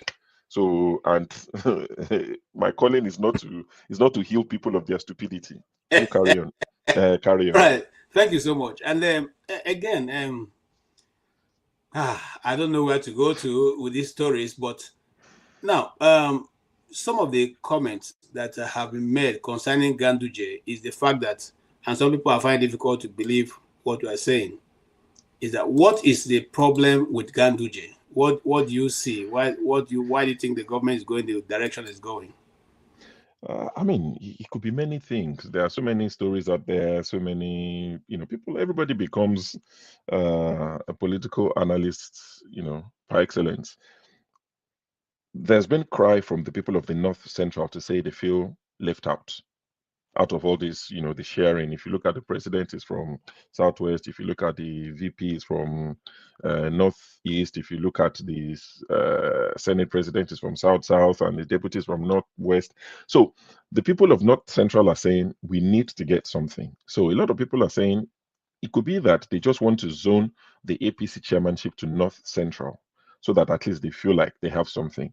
Of course, some other people have also said that they want like this could be the first move in bringing Kwakwanso into the fold, because remember, Kwakwanso was part of the people that went to work and made APC in 2015, I believe. So, and he's close friends with Bola Tinubu. Kwakwanso and President Tinubu are friends. So a lot of people are saying that it might be that they want to use Kwakwanso as the vice president, and if he's from the same zone, geopolitical zone, as the current APC chairman, it wouldn't work. Well, ideally, it shouldn't work. So some people are speculating that Kwakwanso might be going to APC to run as the vice. But whatever it is, I am happy that they've gotten rid of Ganduje. I like Peter Obi's tweet. I mean, it was sarcasm. Peter Obi said that he wants to, I'm not sure, did he thank Ganduje? He said, he was just saying, well done, that people who are not qualified should be resigning. He said, if you know you're not qualified, just resign like Ganduje has done. I mean, people like Ganduje should not be anywhere near power. Is one name that I always bring up, because I cannot understand for the life of me how you can support a party whose national chairman, your Oga, was seen stuffing bribe into his Agbada, Babariga, on camera, and you support that party, and you defend it, and you print like you. Imagine if it was Peter Obi that was caught when he was governor, that happened. Just imagine that was Peter Obi that was caught doing exactly that. I mean, well, they will have destroyed his political career. It will have, anytime he speaks, they will just throw that video at him and say, you're a thief. You're a thief. So this guy, I keep saying it, these APC people, these their supporters, the ones that don't matter in the grand scheme of things, these ones that they send online, all these Bambiala online people. If you present them with Peter Obi tomorrow against Ganduje, they will vote Ganduje as president. They will tell you Ganduje is better. They will say, stealing money does not, you don't need piousness, you don't need a holy man to be president. They would make it seem like, what's the big deal in collecting bribe? They are that deranged, dangerous people. And this is why democracy sometimes, I'm slightly against it, because how can the vote of somebody that thinks like that be equal to my vote? God forbid that your vote and mine are the same. Thank you so much. But what man of procedure, welcome. But I will come to you soon. I want to ask one more question to my brother. Sure, have you been able to differentiate Alibaba from the 40 thieves? All of them are one and the same. They say half a dozen and what is it again? 6 and half a dozen. It's the same. So won't you say we're in Alibaba in a 40 thief situation? Of course. Somebody is asking in the comment section that the king of Saudi used to receive treatment in UCH Ibadan. Yes, I can confirm that categorically from like source. It's not hearsay. The royal family of Saudi used to attend UCH Ibadan years and years ago to receive treatment. The same UCH Ibadan is the same UCH that my mom uses now or use now. And honestly, I can't even say it's a shadow of the old UCH. To attend UCH now, You have to pay to see a doctor. When my mom goes for an outpatient appointment, you pay to see a doctor. I think it's about 3,000 or 4,000 naira. It went from 1,500, and you have to pay in cash. They don't take card payment. You have to pay in cash so that it's not traceable. And they write, the receipt where they has carbon, where they put carbon under. Still, I'm talking today. They'll put carbon under, they will write you a receipt, they'll tear it for you. Now, I don't know how much goes to the pocket of UCH, because they can easily get another set of receipts, and instead of the 4,000 that will reflect 1,000, everybody has to pay. Now, how many people can pay that? I'm talking the older people. So that is what happens at UCH. They told them a while ago, maybe like a year ago, that you have to pay for diesel fee extra, because UCH was totally cut off the grid because they were owing so much. And UCH will tell them, their patients, because we're going to put on the generator, you have to pay diesel fee to see a doctor. The same UCH. I mean, if we say now, they'll say our budget, what can our budget even, should we just shut down the country? Because our budget can't seem to afford anything. No, but think about it. You have to pay for diesel. I went with my mom in 2019. I was there in 2019 and recently. I went with my mom for outpatient appointment around 10 a.m. They had benches, long benches that people will sit down under the mango tree in the village. Those long benches, they had it in their corridors, for outpatient corridor. And because it was so dark, and I didn't know, so everybody was using their phone as torchlight, flashlight. I didn't know. I was just walking. I thought I could see it. I bashed my shin into one of those benches because they are low. I couldn't see it. Yes. Like, I was in so much pain, and I thought, this is UCH. UCH. My mom went there for something else while she was sick. She contracted malaria while she was on admission at UCH. She was there for something else. She contracted malaria. Same UCH. So what's happened over the years? This is not a Tinubu only problem. This is a problem of leadership over the years. So if we talk about Tinubu today, it's because it's the president. Tomorrow, if he becomes Peter Obi and nothing changes, it will be the same thing we'll be doing to Peter Obi. So it's not a Tinubu hate watch. It's just that Tinubu is the current president. Who do you want me to direct it to? I hate it when I come here and people say, you're not discussing solution. Did I tell you I want to run for office? If I had solution to your problem, won't I go and run for office? Did I cause the problem? And they will come and they say, hey, tell us solution, tell us solution. Who am I to give you solution? When you see the people causing problem, you hail them. You don't ask them for solutions. You ask for autograph. You ask for job for your children. You ask for job for your wives. You ask for job for your children. But it's me that you'll be asking solution. Are we all mad? You'll be asking me solution. Hey, you talk about problem all the time. Log off. Close the channel. Go and do something else. Asking me for solution as if I'm the cause of the problem. Thank you so much, sure. I don't, you see, you're just picking my mind, because sometimes when they come here, they expect that we have the magic wand, but they forget that none of us here is an elected official of Nigerian government. We're just people who have decided to come together to try to throw in our idea to see whether somebody out there will pick it and decide to run with it. And that's what it's all about. And welcome, my man of prestige. So far, you've been following us. What do you think? I've not been following, and I just joined you. How are you doing, Show? Okay. But I mean, I know the topic. I think what we're going to be talking about. Is it about yeah, right now we are organic dollar, whatever, Yes, and one of the people who are, those who support the government is saying that who asked us to say that Ganduje is leaving because Tinubu has changed his mind. Do you have any inclination of why Ganduje is leaving? Are you? Yeah, I mean, it's just my personal opinion, I mean, I believe everybody's opinion, there has been various opinion, circulating around. But if you put two and one together, there's some fact to that, in my own opinion. I think more of political Game of Thrones, if I may use that narrative. That's what's actually going on. What am I trying to say? You all know that Ganduje doesn't get along well with Kwankwaso. You see, Kwankwaso has been very silent recently. I think he had a meeting, some time ago, about 2 weeks with Tinubu, and he's not part of this so-called, collusion. He has not been criticizing Tinubu. He's a very good friend of Tinubu, that notwithstanding. So what I'm thinking is not just me. That has been a lot, like I said.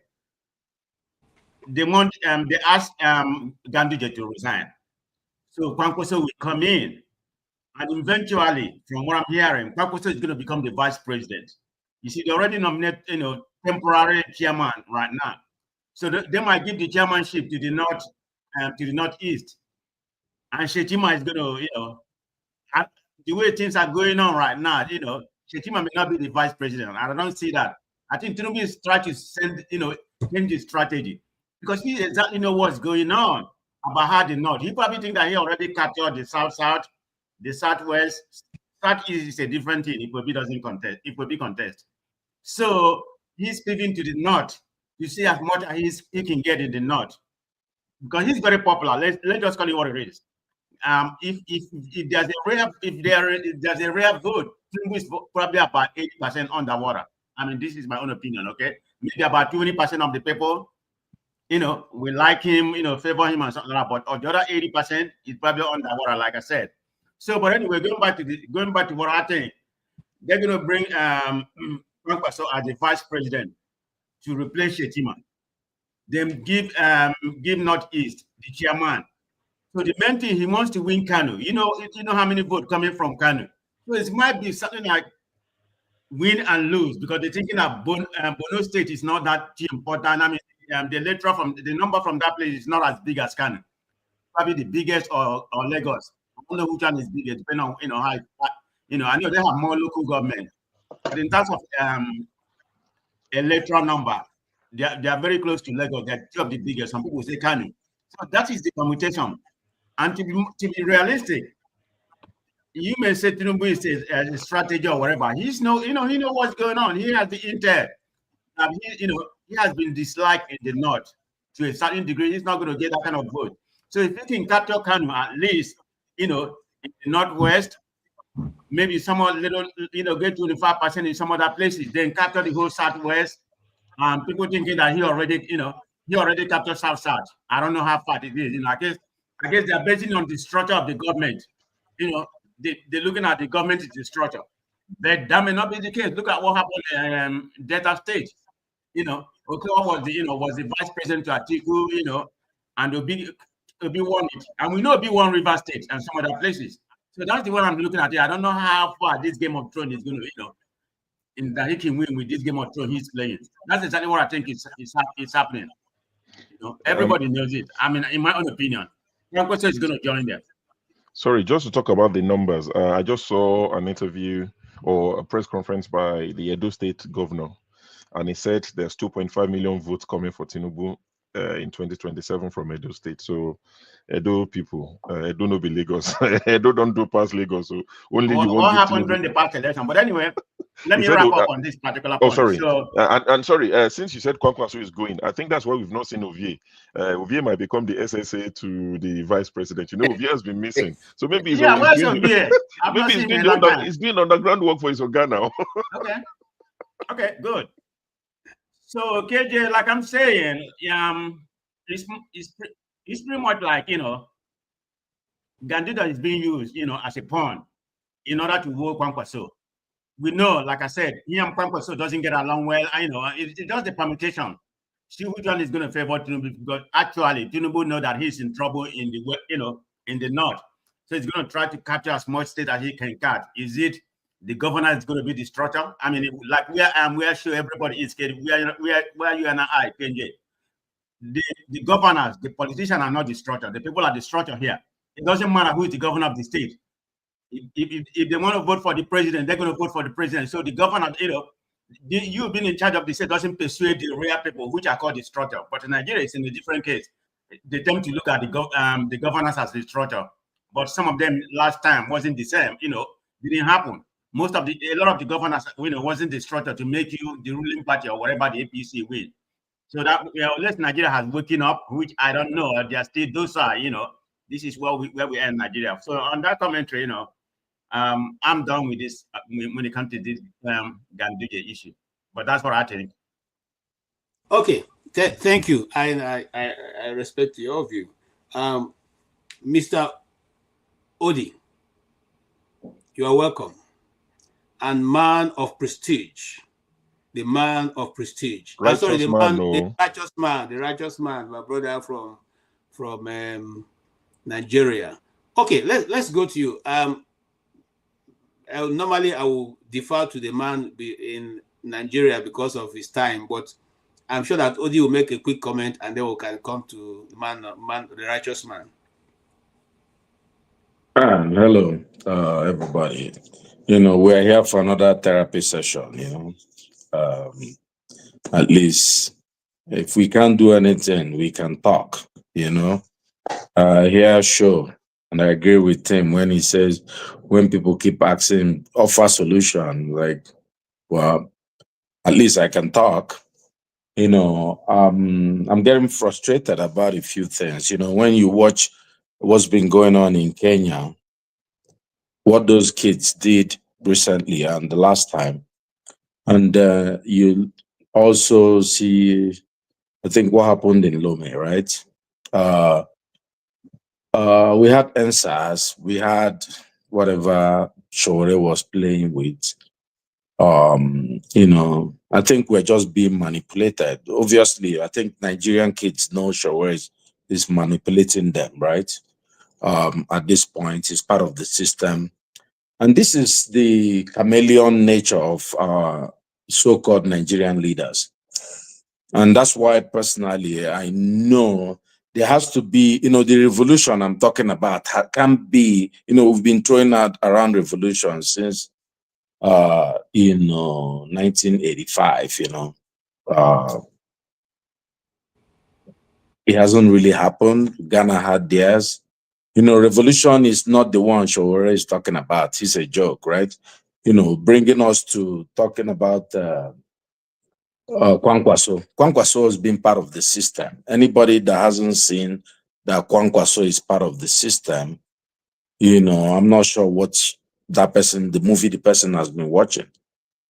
Kwankwaso has never criticized Tinubu for one act, not one. Of every people, all the violence in the north, you could see from the alliances that have been formed post-election. He didn't even go to court. He didn't challenge the election. He's Tinubu man. He's part of the system. If you notice recently, if you follow him on X, he's been receiving foreign dignitaries. He's been receiving ambassadors and some very important people from, and you could see he's part of. So these guys are agents being used to undermine Nigeria. All of them, Showore, Kwankwaso, Tinubu and his men, even the Ganduje guy. The idea of this Ganduje is a joke also, right? They've thrown us another bone to chew. Nigerian politicians don't resign from anything, right? You have to fight to kill them, right? You have to unalive them. It's impossible for you to look at Ganduje. How can he resign? He will fight to the death. So you could see there is something on the works which we're not privy to. And by the time the movie has been this, you saw, oh, that's why they did this. Of course, there's something going on. He has been offered something. Well, he's been made an offer he cannot refuse. It's either, NSA had come to him and said, "Oga, we're going to prosecute you. Look at your file." All of them have file now. If you're president, you have file on all the important people. If you don't do this, we'll do this. Or take this one. It's a game. He's still part of the system. He's not mad at Tinubu. How would Ganduje be pushed out? And the media is part of this. Guardian, you look at their headlines. This is an orchestrated system. Only the kids in Nigeria can save Nigeria. When they feel they've had enough of this tyranny and this suffering, then they will say something. They will lash out. Look at the kid. Nobody wants to die in Nigeria. Fela was very smart. He said, "I don't want to die. I just marry, my boy just born." Nobody wants to die. For you to get a new country, people have to lose their lives, unfortunately. People have to fight like hell if it's my brother Trump. And if you don't fight for it, you're not going to get it. All right. So let me just land. And when I speak about the North, And the way people talk about the North is like, you know, are these people not human beings? People say, oh no, the South, the North Central wants something. What do they want? They've been killed. They're being killed every day. Someone is suggesting that if they get APC chairmanship, then they will go and vote for Tinubu. You know, are we like just having a meeting, just making conjectures, or can't we see what is going on? I'll just leave it at this for now, you know, but we need the revolution. Thank you. And I want to tell those who think that they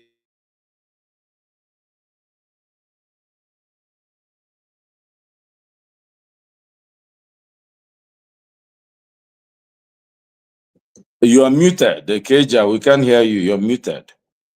I'm sorry. Thank you so much. I'm sorry. Thank you for your contribution. Those people who think the middle belt is looking for, you know, chairmanship before they can move, they have something else coming. But let's not digress. Righteous man, just like Odi have said, I believe that Mr. Ganduje has been given an offer or is working in tandem with the Northern agenda. That is the Northern political. Do you have an idea of what that thing is going to be or will be? KJ, good evening from Nigeria and all the panelists. My greetings to you all. Well, I think I want to repeat what Erufai said in the recent, most recent interview. Someone has two devices on. Is it you? Can you hear me? Yes, but there's another device playing at the background. Okay. Is it Mr. Ike or somebody? Yeah. Is that okay? Is that okay?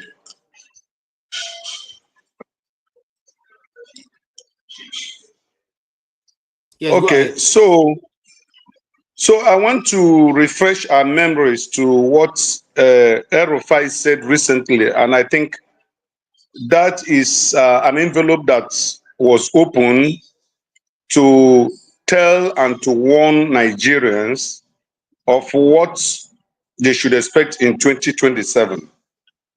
And it will be a mistake for anybody to take the words of Erufai with kid's globe. It will be an error, political suicide for anybody to think that Erufai has no political value in the North. When he was interviewed, Erufai said, it will be a miracle. It will be a miracle for Tinubu to come third position in 2027. He said there is no way, as long as this earth remains, that Tinubu will win 2027. That in fact, if he comes third, then it's a miracle.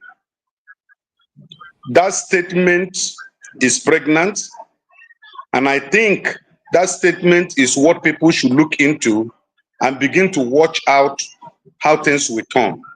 If you look at the defections, I don't know how many heavyweight political Northerners have defected to APC in the recent time.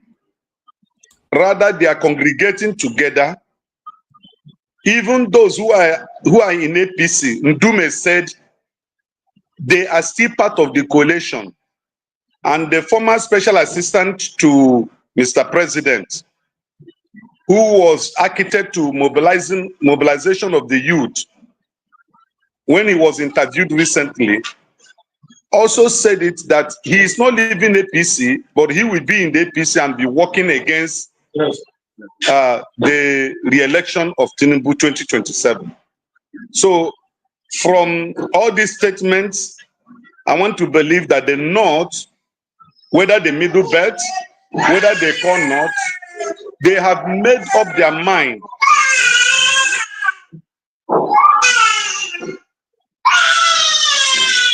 Okay, we can come back to you.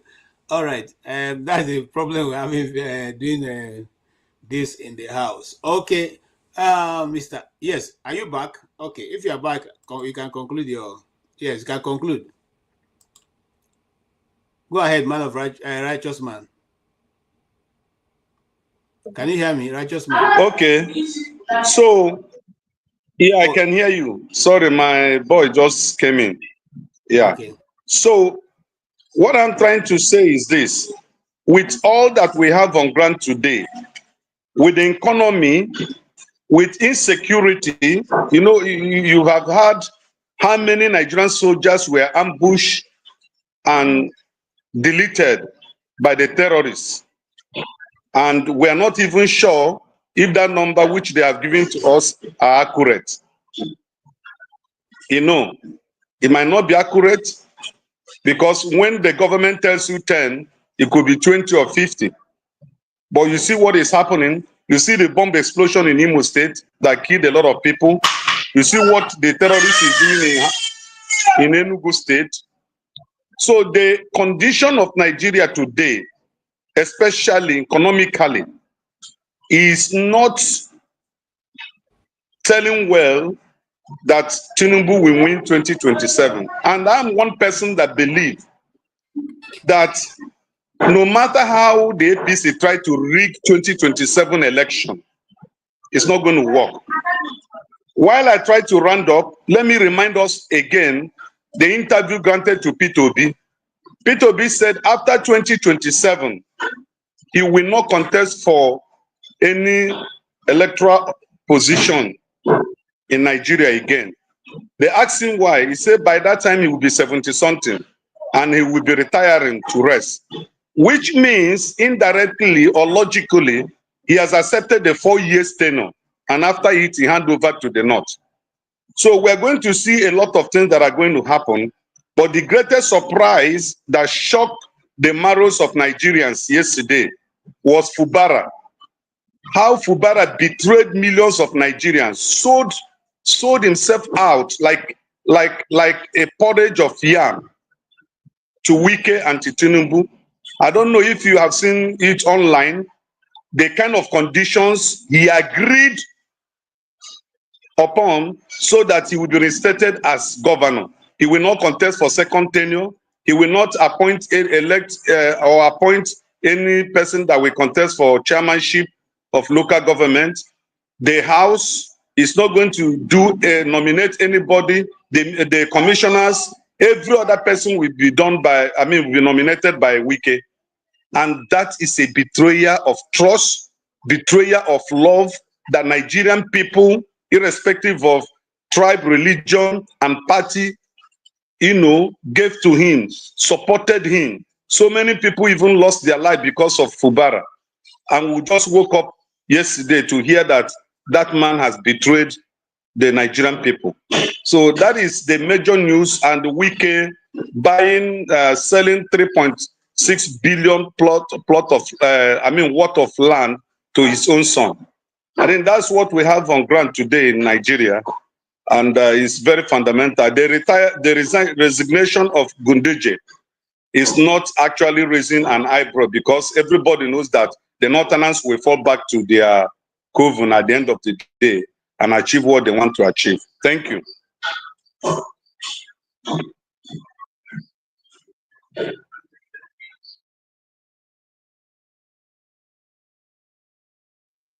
You're muted, KJ. Thank you so much, Odi. Thank you. Nigeria is full of drama, so we're not going to, wadi the net. Let's just, try and remain in one side. Maybe later on, other moderators will take up the other one. Now, I agree with you guys, but here is what I'm saying. Ganduje is a major player in the politics. And for Ganduje to wake up and just resign, if you're a good northern policy watcher, you know that there's something coming up. And that which is coming up is possible that Ganduje is the one who is going to marshal that actions. So they are withdrawing him just like they withdraw the brother of, the former contestant with Obi from the same government. So what we're saying now is that the political dynamics are changing, but we'll continuously to observe. Ike, with this political dynamics that's going on, what do you think we should be expecting? And just like they've said, is it really that because Tinubu wants the 3 million votes from Kanu that he's doing this, or there's something else that we should expect? Because people, I don't believe, you said that Mr.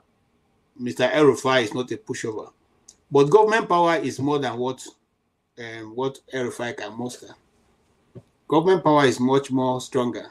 What do you think that with government power in Tinubu's angle, he can actually use to do damage against whatever is coming against him in 2027?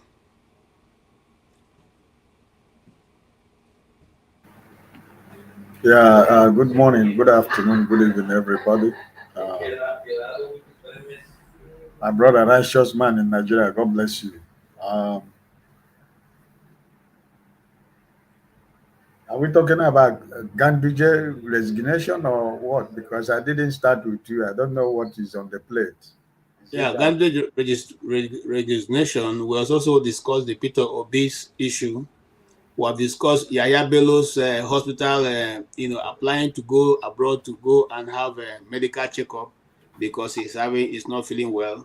And then EFCC is telling him that, no, you built a lot of good hospitals in your state. You can as well go there and be treated. So any of those you can weigh in. Okay. For the one of Ganduje, we have always said here that APC is going to explode, and the dynamics is showing that it's going to explode.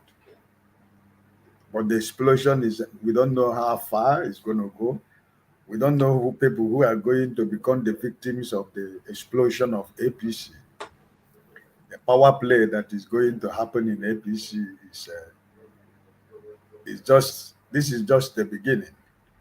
We have already seen the beginning with what is going on with the vice president and his people. So I think at the end of the day, we will know why Ganduje resigned, whether he was forced to, or like Odi said, whether he was shown his file and they gave him an option what to do, either to resign honorably or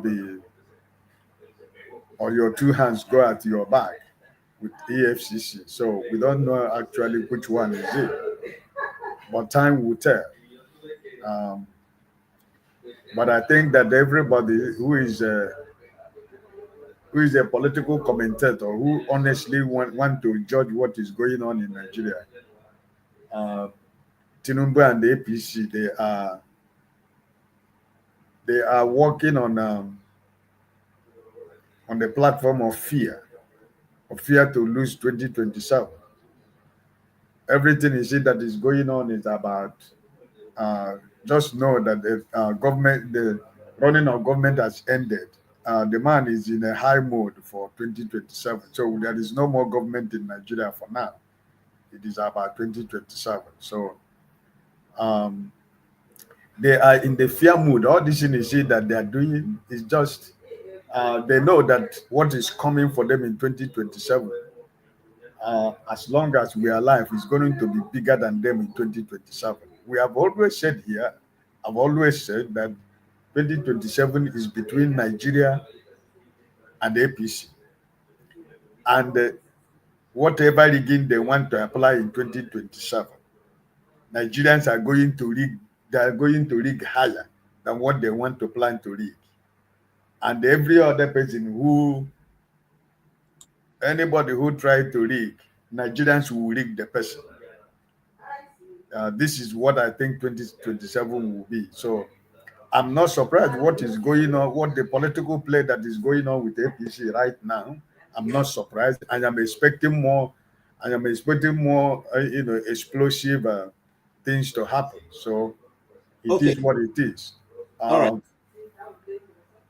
For Mr. Peter Obi, we all know what is going on. It's all about intimidation. But I think that Mr. Peter Obi is bigger than the intimidation of what they're trying to do. So I'm not worried about what happened. He's a man of due process. A lot of people were saying since last week, hey, where is the obedient people? Why didn't they go out, go march, go demonstrate, go do this, go do that? Mr. Peter Obi is alone. He's a lone man. He doesn't. Where are the obedient people? Where are this? I don't know how people. This is not. It doesn't work like that. If you have gathered people to go to that place and begin to demonstrate and begin to do something, what will be the essence of that? You need to get the facts first. You need to know what actually happened. You need to. We are working with unknown name in the court, unknown people who came to pull down the house. Everybody is unknown. We have to first of all find the known before you know what they're going to do. So most of the people on internet space, Mr. Peter Obi is too weak. Where is the obedient people? By now they think everybody should have gathered in Lagos. Everybody should have begun to show them that we this and that. Is it for what is going to be the game? The time for those things has not reached now. So I want the due process to follow. I've never got any other information concerning that. So I think as time goes on, it will reveal itself which people who are behind it, if it's the government of Lagos State or an individual. So we have to wait and see. Yeah. All right. Thank you so much. Welcome, Mr. Paul. Yes, maybe you do your initial comment before I go back to Odi and then to Man of Prestige. Can we hear your initial thoughts?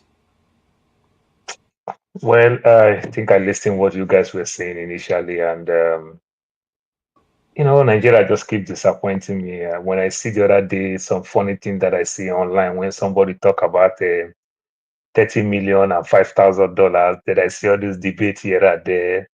Some of my friends who are doing very well in Nigeria, they say that, this and that.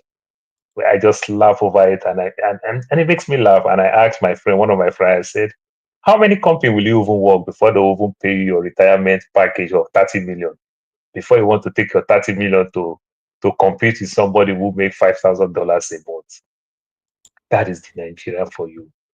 You can see the Peter Obi brothers property. It's just a laughing stock, like I said the other day. You must take an approval to demolish a building.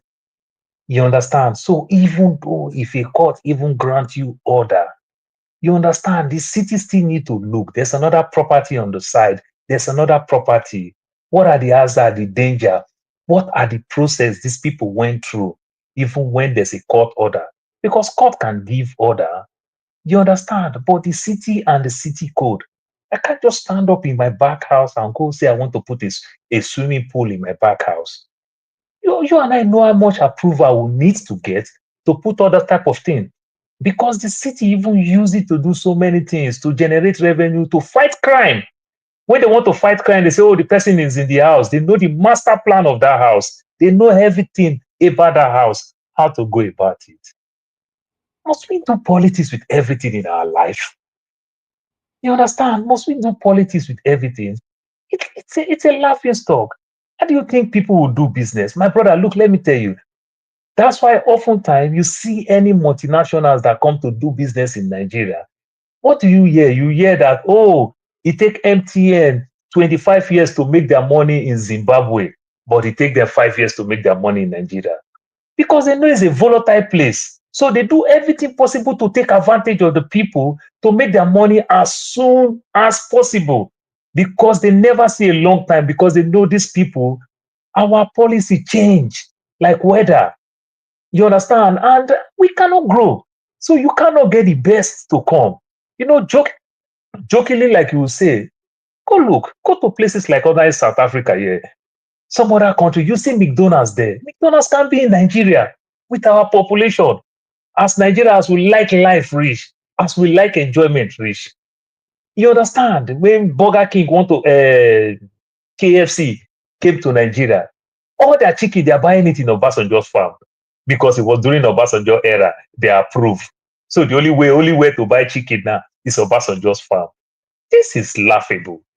You understand? And so those businesses will never come there for us.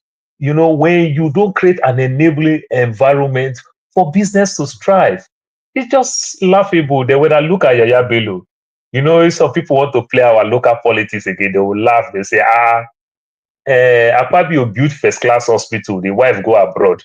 Akpabio built first class hospital, he had one small incident, not even accident. They flew into Germany. But he said he built world class hospital, maybe world class hospital for Akwa Ibom, not world class hospital for the world. You understand? So this thing, they should just say state class hospital, not world class hospital. Because how do you build a world class hospital then you go somewhere else? You cannot do it. That's why I went to a length to get that video. I saw that video. Why he built over 9 hospitals in Kogi State, specialist hospitals all around. And with your specialist hospital that has one of the, no other hospital in this world has that equipment except in Kogi State, you still want to go outside and have treatment.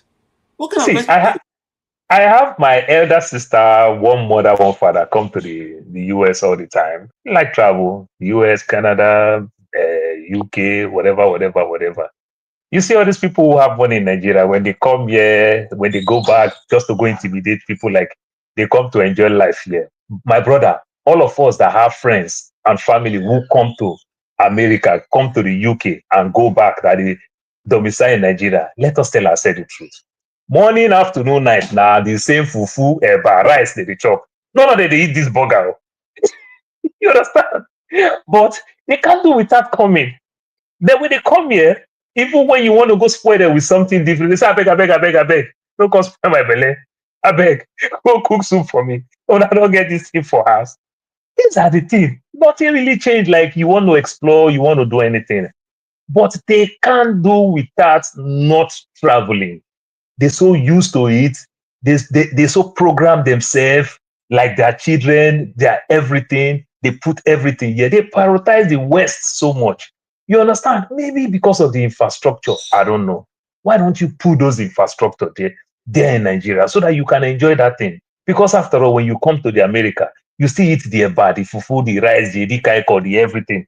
You still eat the same thing. Paul, So what is this rush? Give me 1 minute. Sometimes we will come here and we do say certain things. People like to, look, nobody on this panel is here for his own purpose. I mean, everybody can do it. We are not in Nigeria, by the way. So what I'm trying to say in this is that in America and other parts of the world, there's so much fun you can have on the weekend if you're not even working. You can just go out and have variety of activities, some of them free of charge. And you even get drink from there, and people are already giving food. In fact, there are some places in my street, every weekend, if you want to eat free food, just go there, and you see people giving people they don't know free. When we say some of these things, it's not because we're trying to play propaganda. And I'm not here to play propaganda by whoever is saying it. But let me go back and play this video so that we can just put this nonsense to a close.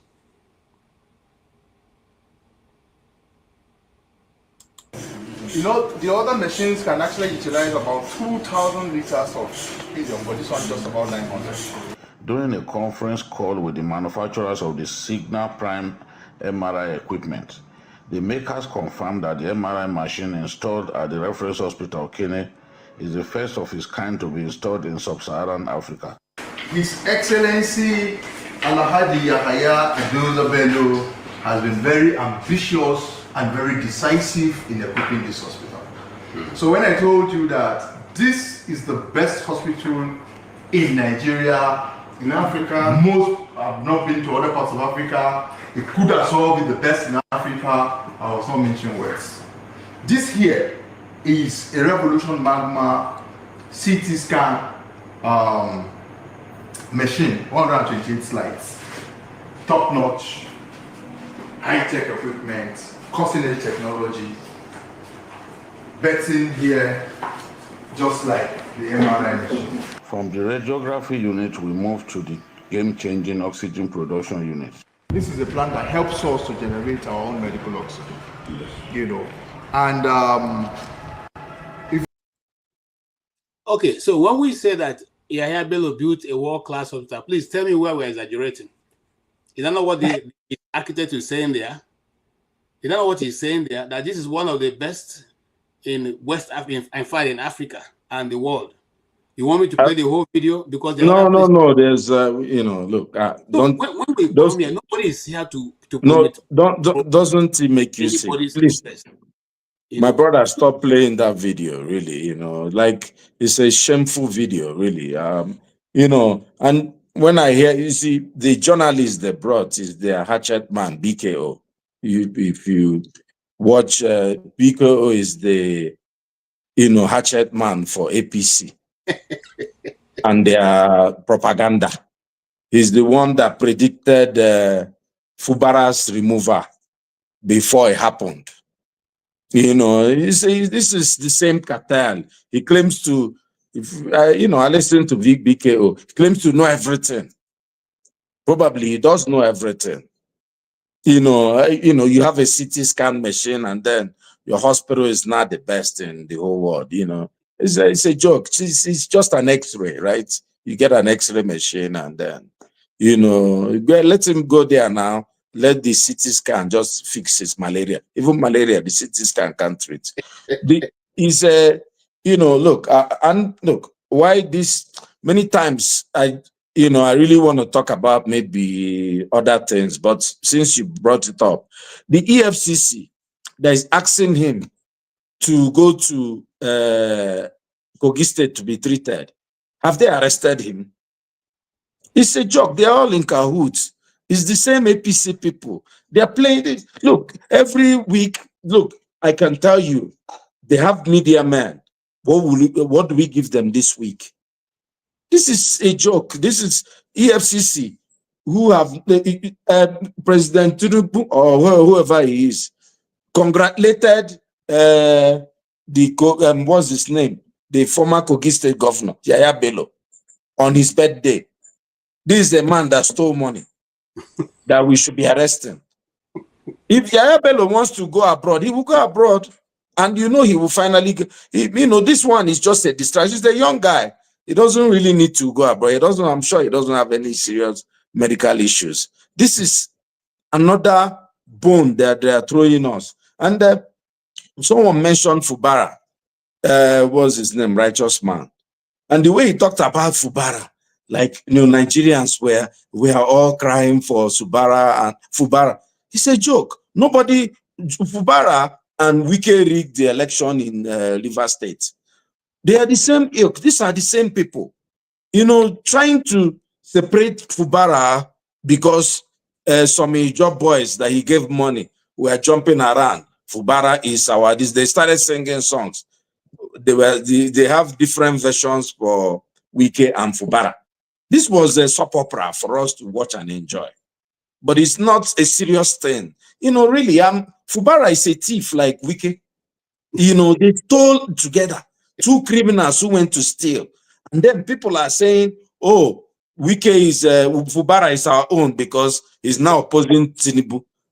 Let him go and do good for Rivers people. Let him go and build hospitals, build roads, lift people from poverty. Nobody will curse him. That Fubara is not going to be getting second term. Whose business? It's not. Will it change anything in the market? Please, I'm really. And meanwhile, there's this idea. I think right, somebody raised it that the North is plotting. So I think it's UKJ. The North is the worst hit in Nigeria. All their political machination has resulted to having the most poor place in the world, the most poor region in the world. Can we just start telling the North that they are the worst politicians currently in the world now? They have subjugated their people to so much poverty. Let's talk about it this way, because that's what's happening. They can't even go to their villages. They all live in Abuja. Their places, they have the worst maternal health, worst infant health, worst security, worst educational history. You know, what's going on? All human indices that you use, the North is the worst. But when we talk about it, oh, they have something they are plotting.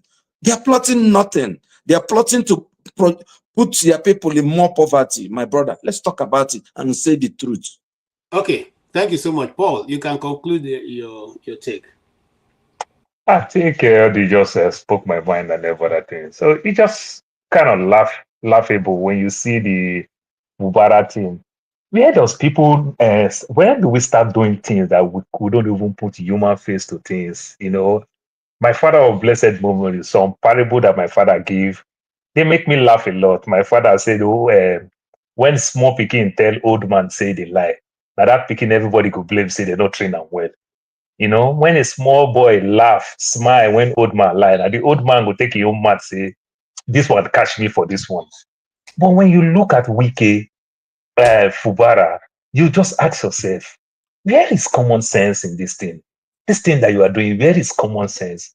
Why do you bring yourself this low because of poverty that you've already solved? That young man will never go poor, except if he's a gambler. He will never go poor. He has been stealing for God knows when. He is with Wike for a very long time. You understand? But these are the people who get scared like this and everything. But the bad part of it, it is the precedent that is creating that another person going to follow. You understand? My case will not be different. You understand? People going to follow that precedent from the place of Tinubu. People going to follow that precedent from the place of Fubara. People going to follow that precedent from the place of Wike. You understand? I know no concrete evidence and everything. When you look at Bukola Saraki and his own father, you understand, and everything, rumor even go around that the frustration that Bukola frustrates his father that makes his father died. You understand? The same thing with the Eyadima. Go look the story about the Eyadima. You're on the same thing. When these people just love power, they want to do everything with power and everything, you're going to leave. I remember I was putting spirit here to grow beers and everything. Today is punishment for me to shave every day. Victor will definitely take his course. I thought we were the only ones who did the spirit thing, but it's okay. Let's move on. Now, he will take his course. My brother. We look at our Nigerian players, those footballers and everything in the 90s, in the 80s and everything. Look at them today with all the pot belly and everything. They can afford not to eat their good food. So I won't play ball. They want to eat well. All right. So nature will take us. You're going to hand over. Don't die in power. Thank you. Thank you. Well, Paul, they had a football match being organized by Ekong at the Maracana Stadium in Ajegule. Did you see that? The famous Maracana Stadium in Ajegule. They had a football last week. No, I'm going to look it. I'll look it up. All right. That's a good one. Let's move on. Let's move on because I have less than 1 hour. Okay, so my wait a minute, KJ. I've not spoken on the. I only spoke about Ganjude now. I've not spoken on. Okay, all right. I thought you probably. No, I have not. All right, go ahead and then we can speak. Yeah, thank you very much. There's nothing I can say anymore. OD and Paul has properly stated when it comes to the hospital. This guy going to oversee. I mean, what we just saw, is propaganda to the highest level. I mean, a very diabolic propaganda. That state of the art hospital. I mean, it's not where we are in Nigeria. I mean, you have all this coming to national TV and deceive us. Okay, if you build the state of the art hospital, why are you going there? Why are you seeking your passport to go to overseas? If he is actually sick, according to the information we have, that he has a high blood pressure or whatever. I mean, high blood pressure, you can treat high blood pressure, in Nigeria, if that's the case. So let's have other illness, I mean, he may be ill. I mean, he's not up to 50 or whatever he is, or 40 something, but it doesn't even matter. You can be sick at any level. But what does that tell you? You needed to be, you needed, when you was a governor, you needed to build a hospital at least sustainable to, to a degree. But that's Nigeria for you. Like Odi said, there's no need you bringing that I mean, I'm not mad at you, but I'm just saying there's no need propaganda with that, that kind of narrative, about he built hospital. We know what that is. But anyway, let me go to the what we are talking about, Fubara. I mean, some people say they feel sorry for Fubara. No, I don't feel sorry for Fubara. I feel sorry for the state of River people. That's the people I'm concerned about. It's not about Wike or Fubara. There's no difference between Fubara and Wike. After all, Fubara is a puppy, to Wike. We all know what transpired during the election. That man never campaigned. Did anybody see him campaign? No. Wike bought the phone for him. Wike campaigned for him. Wike is the one that put him there. And he was making noise the other day, like he doesn't feel like going back to the office of the government. Look at him right now. Did you all see him yesterday? He just act like it's very shameful man. He didn't even want to raise his head up. I said, what kind of human being is it? Like Rational Man stated, this is the condition they gave him. You only have to run, for the first time. I think the first time is on May 2027. May 2nd, 2027. That's when, this time phase. So he's not supposed to run anymore. This is the condition they are giving a grown man who's supposed to be an elected person. We know he was put there by Wike. So Wike almost got everything he won. And he has to, he has to drop all impeachment and legal action. Secondly, Wike has to nominate all the 23 chairmen of the local government. So can anybody tell me who is ruling? And he has to restore the right of all Wike people. And lastly, what people have not taken, he can sign a check more than 100 million naira in the state. Can anybody tell me how does that make sense? You are the executive. That's by calling him a puppet. So he's not going to he's going to be like a lame dog. He's not going to do something there. And did you all know that Tinubu has appointed the INEC chairman from Cross River? He's going to be the INEC chairman in River State, somebody from another state. He's going to be, apart from the other guy, the administrator being there from Cross River. The INEC chairman in that state was just appointed, was it last week or whatever, and it was approved. Yeah, it was last week. I think it was deliberated in the House. But he's going to be in charge of the INEC chairman in River State, plus all these conditions. So Fubara, I don't feel sorry for him by no means. There's no difference between him and Wike. Wike pretty much got all he wants. That's in this place right now. So it's just a shame, okay? But this is Nigeria for you. Thank you so much. And it's an advice I'll give to Nigerians, especially the politicians. Why do you want to go for a crucial meeting like that and you alone carried yourself there? KJ, sorry, man of prestige, Yaya Bello just turned 50 on the 18th of this month. Okay, he may be sick. I'm not saying, yeah. He just turned 50. No, I just want to tell you his age. So somebody was saying he turned 50 June 18th. I mean, you can be sick, 40 or whatever. I don't know. I mean, no, we are not saying he cannot. We're not saying he cannot be sick. We're saying since he spent so much money building a world-class hospital around his state, 9 of them for that matter, everywhere, so that the people can just be able to reach out to anywhere they want.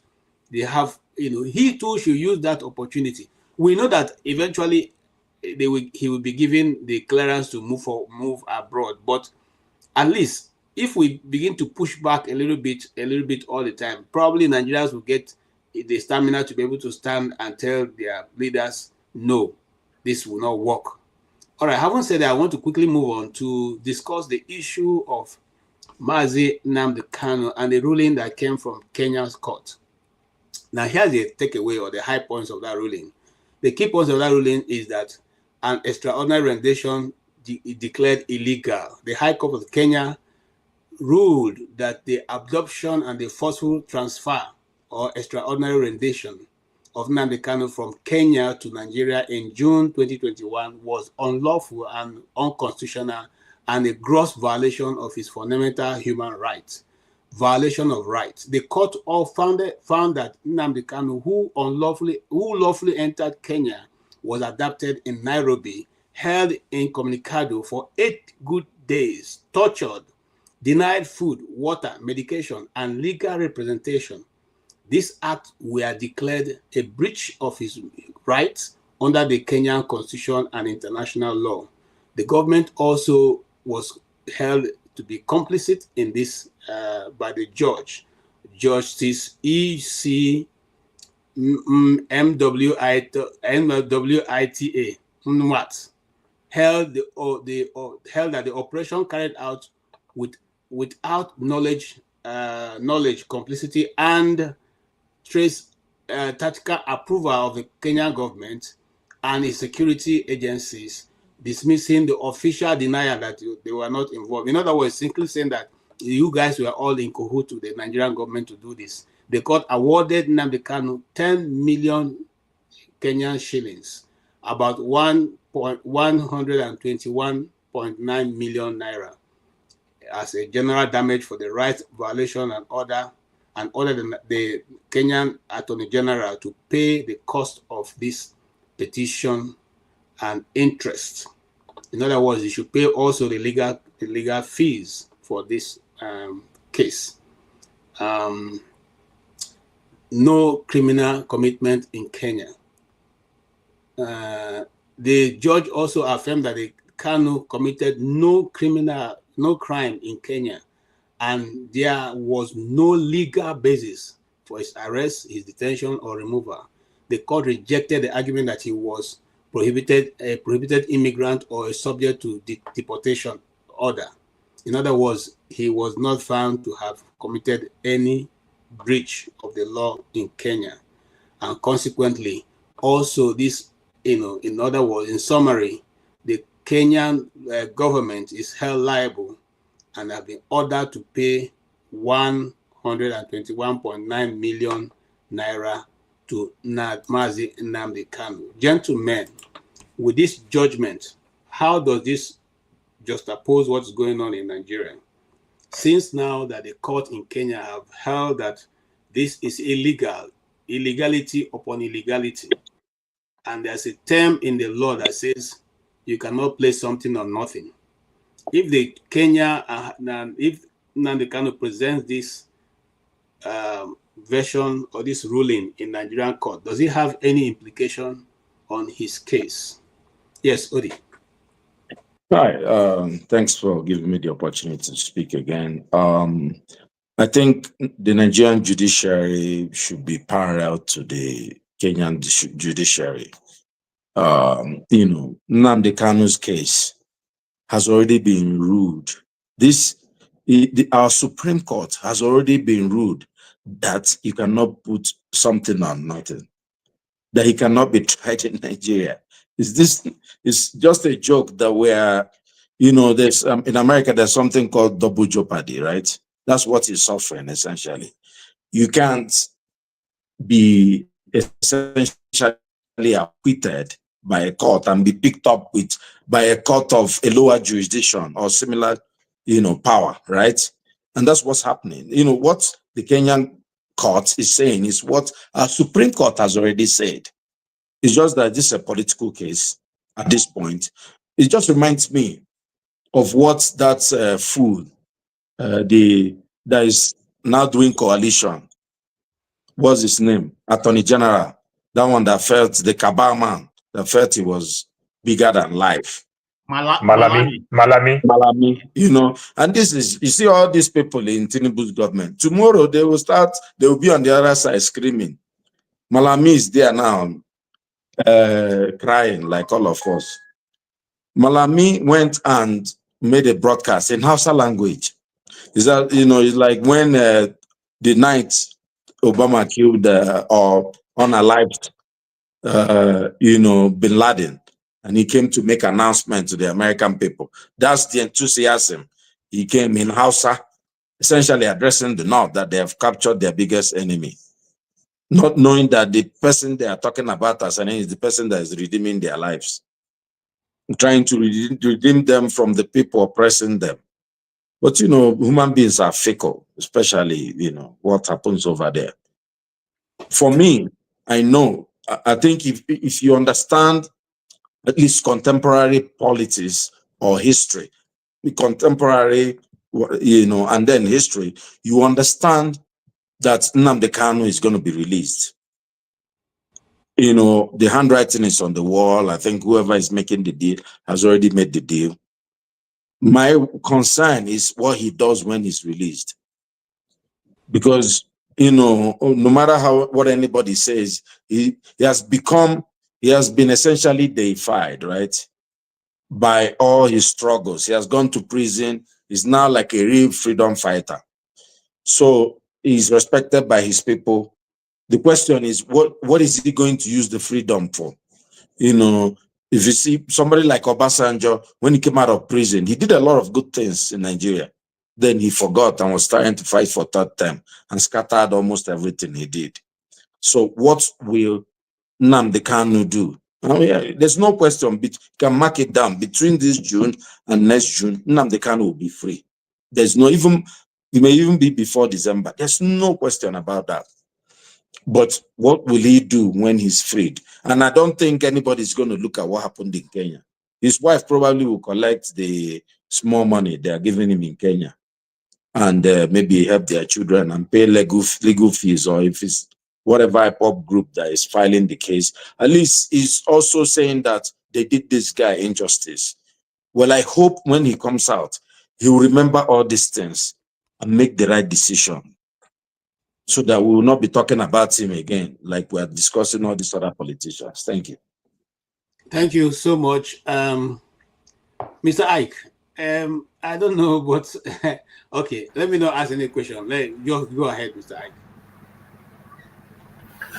No, I think Odi said almost everything I want to say. Is I shouldn't be surprised, or I was not surprised that it has to happen, because there was no reason for rendition of Nnamdi Kanu from Kenya to Nigeria. So I think it is justice. The justice is fair. That is one of the clearer news for us to know that this young man is being kept for nothing. So I'm one of the people who sincerely believe that he's going to come out. They're going to release him because they don't have any evidence against him now. It is all about politics. But I think they will get tired. But one thing I want to say here is that if Emiloko, the man from Bodilon, think that he want to use Nnamdi Kanu to play politics in the Southeast for 2027, he should forget it. He should forget that dream, because it's not going to work. If you like, let him release Nnamdi Kanu on the day of the election. He's not going to get 10% in the Southeast. So whatever he wants to do, we are watching. I've always said here, last time we talked about Nnamdi Kanu, I am more concerned about his health. As long as they are making sure that nothing happens to him, if they're allowing him to receive the necessary treatment that he needs to receive for himself, I know that eventually they're going to release him Sunday. I don't know when, but it's going to happen. And by the time he's released, I believe that those political leaders in the Southeast who have been playing on the gallery, time will tell what happened to all of them in 2027.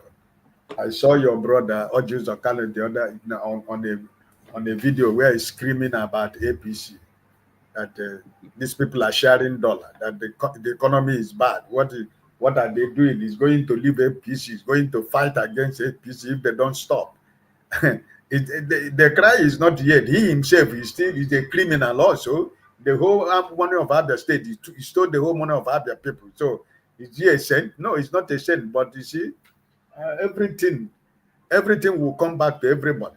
You know, I was just seeing online now your illegitimate president is in St. Lucia, one of the smallest islands very close to me in the Caribbean for vacation. You're going to be in St. Lucia and Brazil. Look at what we're St. Lucia is going to St. Lucia. St. Lucia St. Lucia is like a very big town in one of the states in Nigeria. That's where your president is going.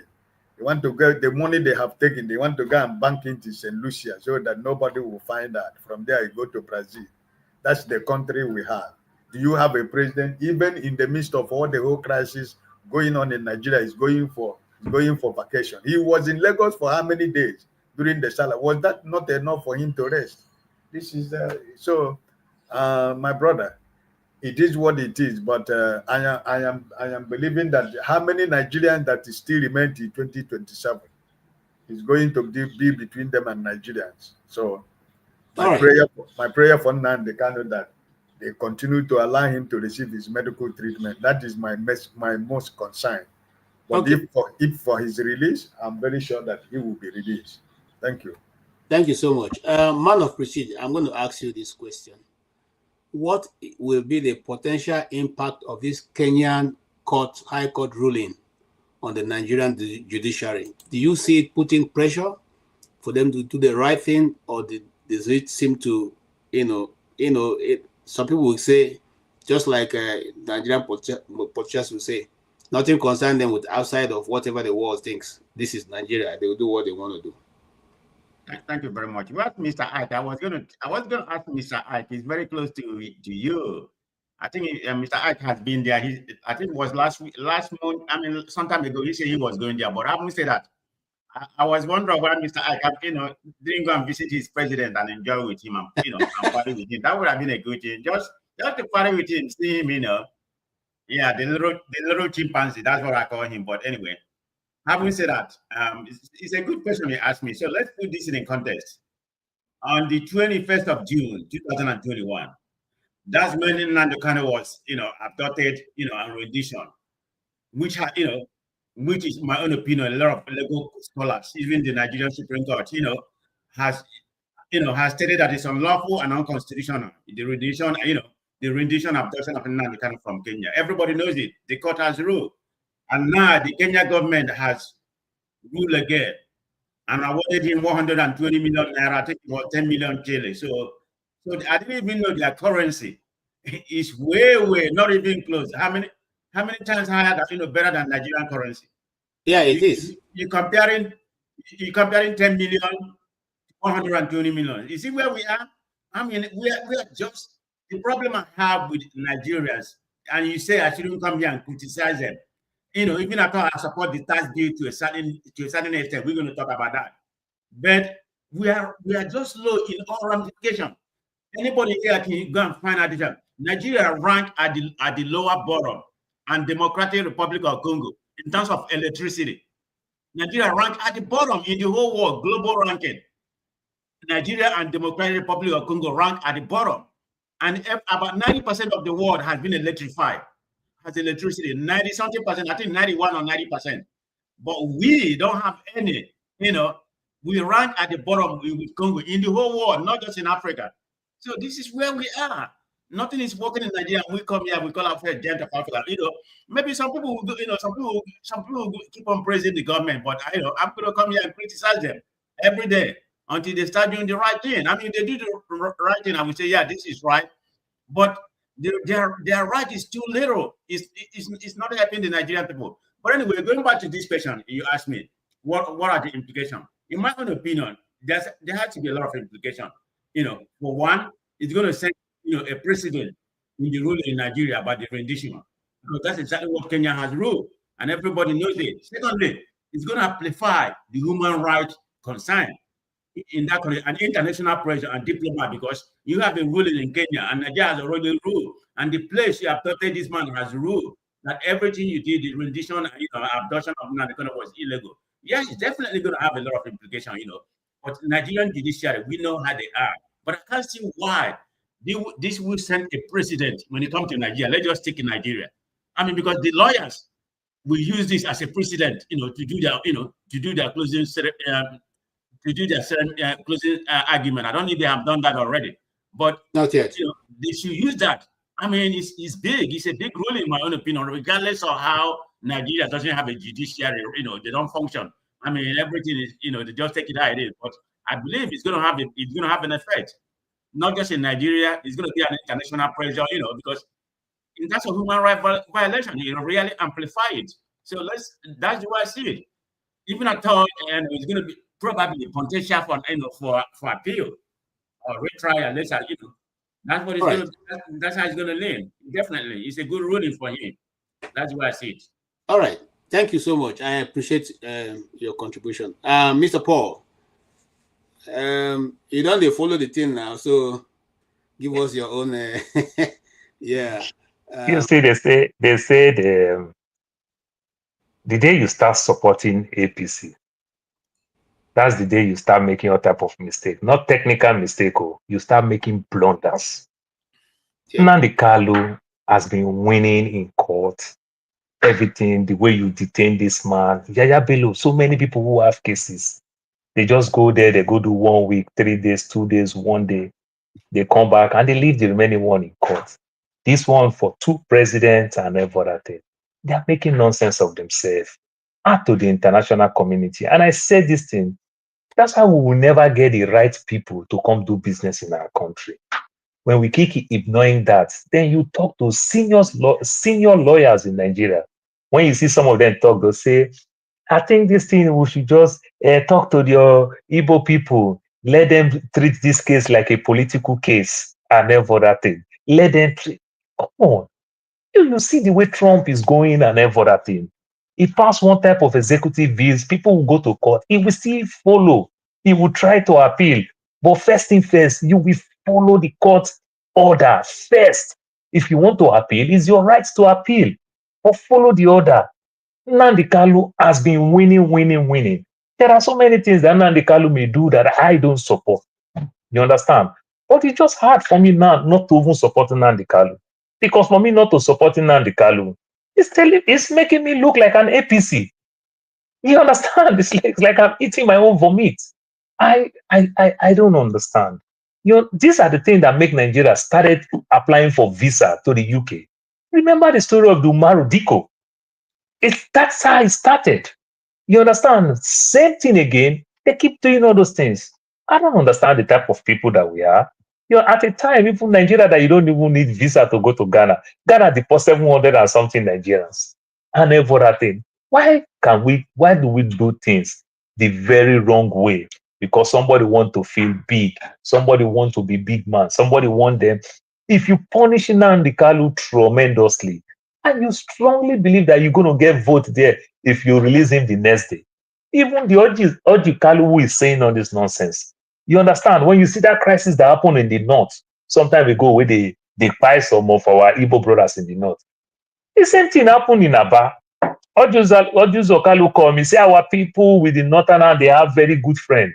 This is the only state where you have more Igbo people, the highest state that you have more Igbo people who are Muslims. Orji Kalu talk everything finished.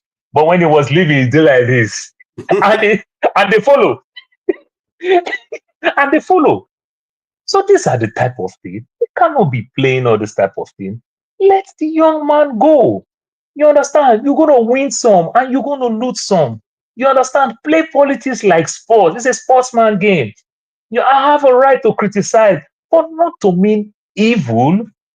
You understand? But this one, they just want to do everything possible to make sure that it's a power thing. Let us test our power, how far we can go with this power. And this power, you are creating precedent. And what pains me a lot, we can argue back in the days, certain things that happened, Kaduna Ezogu, we can argue some of those things back in the days. But this era where you can pull video, you can go online, you can get this document. Not like I'm waiting for the newspaper that my father keep under bed. We can get this information. And politicians still will not have common sense to understand that certain things you don't go. You are hurting that region. You understand? This is the 3 big majority ethnic group in the country. And 2 regions is doing that to 1 region. I do want to help the country to grow. They are academia. They are business-like people and everything. What are you doing? Your best brain, you are playing with them. When I see Mr. James last week talk about this, the Jewish people help America. In as much as I will argue that no, that's a lie. Truly, we have fantastic business people as a Jewish people. Truly, we have great academia as a Jewish people. You understand? I can't rule that part off. You have these people in the East. I argued the other day with the Anambra and Imo. You understand? An average Anambra people, you see 4 of them. 3 that knows how to do business, you send them there. And those 3 will make sure that their brother that is well-read, they push him to go read to the highest level. That's why when you want to find scholars again, they still come from Anambra State. You understand? Because when they spot one of their own, they take that person to the highest level. How we have all this type of people who are playing dirty politics. I don't know where we'll go with this. And the West is seeing us like that. And when they take us, no turning back. You understand? Go NASA, go see how many Nigerians there. Go anywhere, go see Nigerians that are doing well. When they take us, no turning back. We go nowhere. You understand? If we manage to go back to Nigeria, they say go do giveaway and come back home. Here is your home. And we are abusing all these things. We cannot grow a nation like this. I just feel for the young man, and I hope and pray that let the good Lord just keep him and give him good health. Let nothing happen to him, because you are making him stronger. And the bad part of it's not about the man called Nnamdi Kanu. You are raising another monster that will not be as civil like Nnamdi Kanu. That is what they don't understand. When we see the story of Kensaro Miwa, Asari Dokubo come, I take a Tom, other people come, Tom Polo and the likes. You understand? If you bring one down, another one will see metaphors. Let's not be creating precedent of negativity. That is my thought. Thank you so Kenya, much. I mean, KJ, can you give me a minute? I need to ask, people who are knowledgeable, including you, Paul, anybody. I was listening to a platform. I think it was Precious TV. I don't know if you're familiar with him. He had appeared on Dr. Damage once last year. So he had a guest. His name is Kachi, Dr. Kachi Ononuga. Yes. Right. He made some statement that that I beginning to think twice. So I just want your take on what he said. Let's start with Atiku. He said with the so-called coalition going on right now, it's not going to work. His reason why, because Atiku still wants to be the president. That's the way he said. And Obi is not going to be a subsidy to him or any other person. It's up to right now, as he was talking last week. He said, people don't be deceived. It's not going to work because Atiku still want to be, all those not speculation. So, but the one that really caught my attention was the statement. Then he said before, he said Atiku, there was never Atiku that wanted to give the Southeast during the 2023 election, wanted to give it to Southeast. He said, no, that's not the case. Atiku wanted to be a president at that particular time. And what happened to Wike? He said Wike was more of a reaction. Even when he went to Enugu to lobby, or Anambra State, he said Wike was more of a reaction. He said Atiku wants to be a president. Let's not deceive about that. Then the one that caught my attention, like I stated, KJ, he said the unknown gunmen, which has been ravaging the Southeast. I don't need there's truth to it. I have not heard much about unknown gunmen. I'm not saying there's no crime in the Southeast. He said the so-called unknown government was a sting operation perpetuated by Buhari. He said since Tinubu came in, not the first year, maybe about 6 months or 7 months after he came in, he has taken that budget away. He has taken that funding away. So that's why we're not hearing much about unknown government like it used to be before. So there's no funding. That means Buhari was funding the unknown government in the Southeast. So I just want to see what he said it. I mean, the man spoke a lot, and some of what he said makes sense. But I just want to see what your take about what he said about that.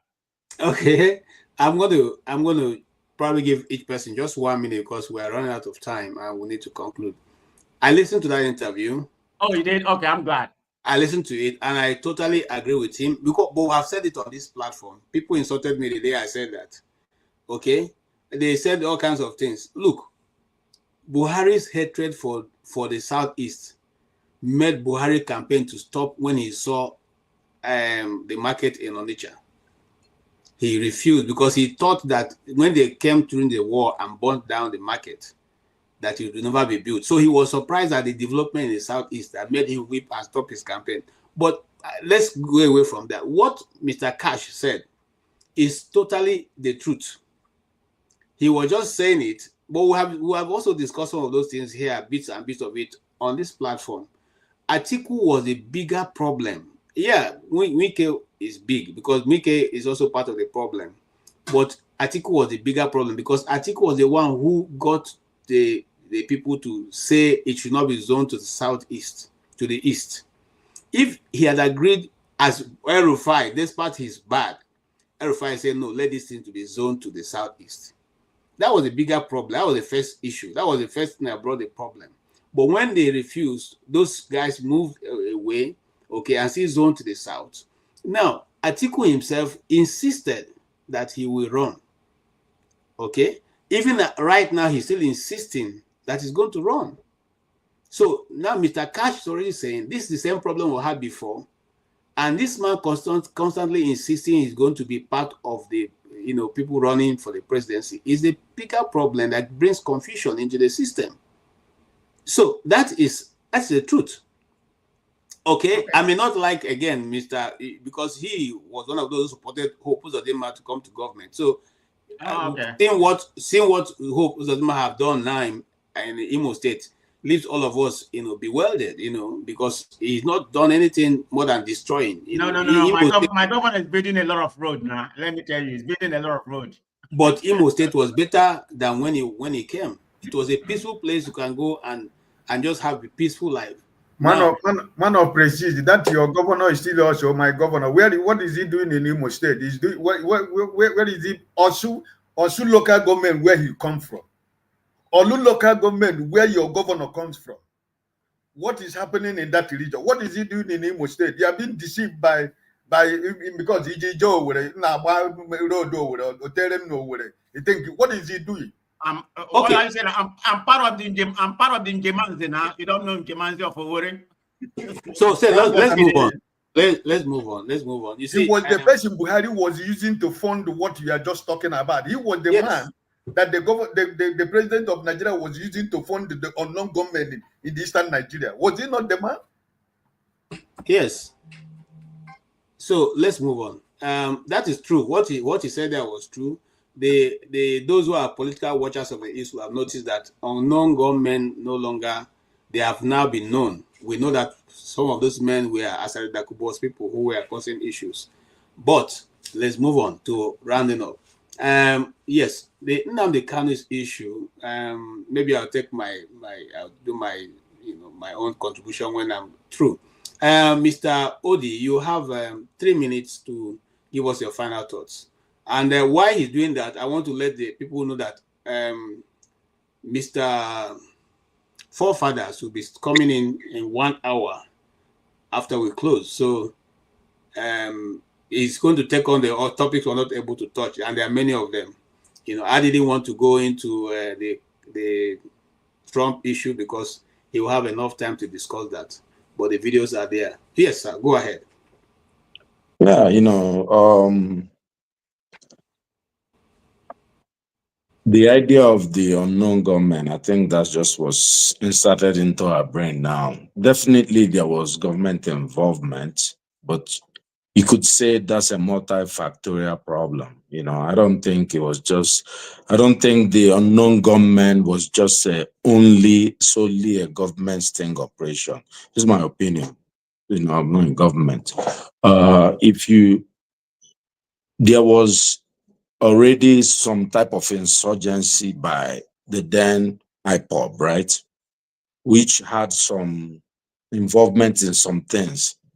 And that probably gave them the mask to bring in some government people. So 2 parties were fighting already, right? We know, everybody remembers the story of Ikonso, right? Those guys were already fighting around Uguta and all these areas, right? If you remember the jailbreak that happened in the prisons in Okigwe Road in Owerri, that's where many of these criminals came out that are still disturbing Imo State. That's where they came from, that jailbreak. After that jailbreak, Imo State has never been the same. Now, we know that Hope needed a political machinery to be able to control government because he had no popularity. So Hope, of course, had a hand. Did Buhari now fund whatever Hope? I think Hope could have easily funded what was going on in his own part. We know names already. So, but what I don't really, the idea to exonerate the Biafran, movement in everything that's happened should not be done. And that's writing history. We know there was some sort of idea to resist the government of Nigeria. People killed policemen or unalive policemen and took their guns. People raided police stations. And those people made broadcasts on radios and this social media. We heard it. Yes, was it just whatever their problems were? Yeah, people like Ikpa, he was bragging about unaliving people. So his people are there also. You know, he came to this show. He was threatening people. Is it because you're alive? Just before he was arrested. They are all involved. There are many people involved in what is going on in the Southeast. Has it improved? Obviously, but it's still there. People are still, there are still some of these animals there. So, yeah, is it possible that Buhari, but you know, because we're creating a myth of some FBI movement, you know, this was the, or even what's his name, Ugochinyere. He, who should know more about what happened with this more than many of us, came out and said, I know what's going on here. These people came to unalive me. This is what happened. This is Hope's people. He identified them. So it's like many people coming, so it's Fulani people doing something in the East. No, no, no. The people come out and we know. Of course, there are Fulanis also doing their own part. All right. Thank you, sir. Yeah. All right, Mr. Ike, you have 3 minutes.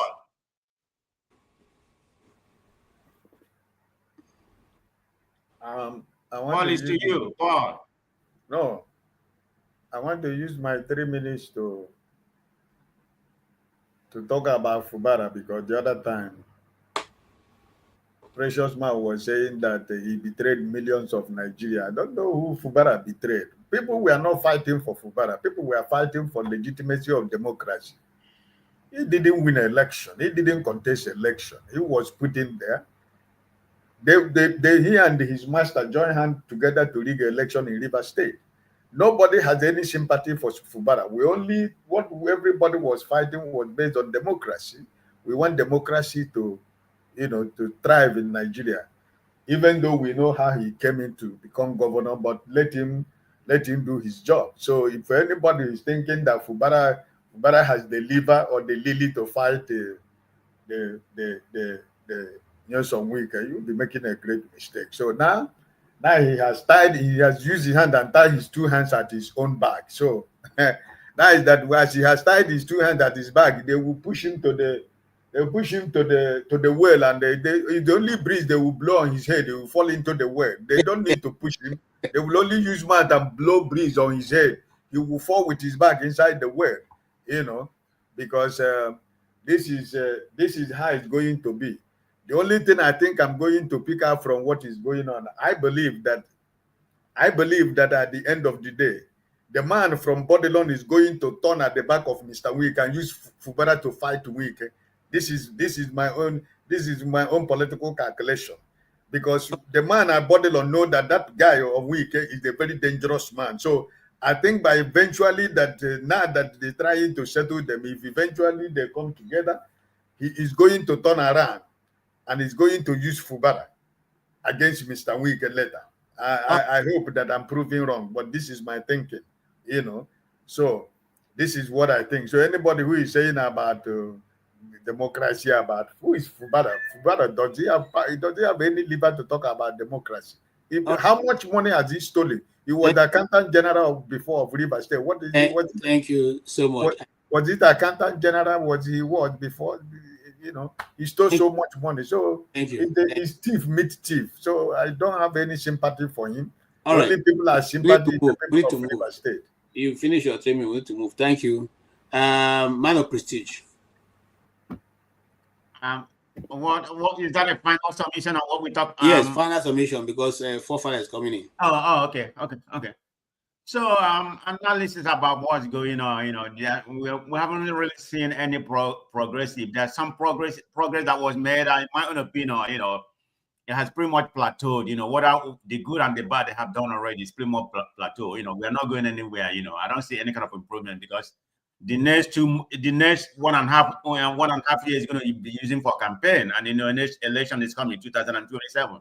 So nothing is going to be done. It's all about campaign, playing the Game of Thrones. What am I going to do?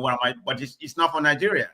I mean, it's for the detrimental of Nigeria. So there's nothing really good news coming from Nigeria. All this shenanigans going on in River State or something like that. I mean, what is the implication?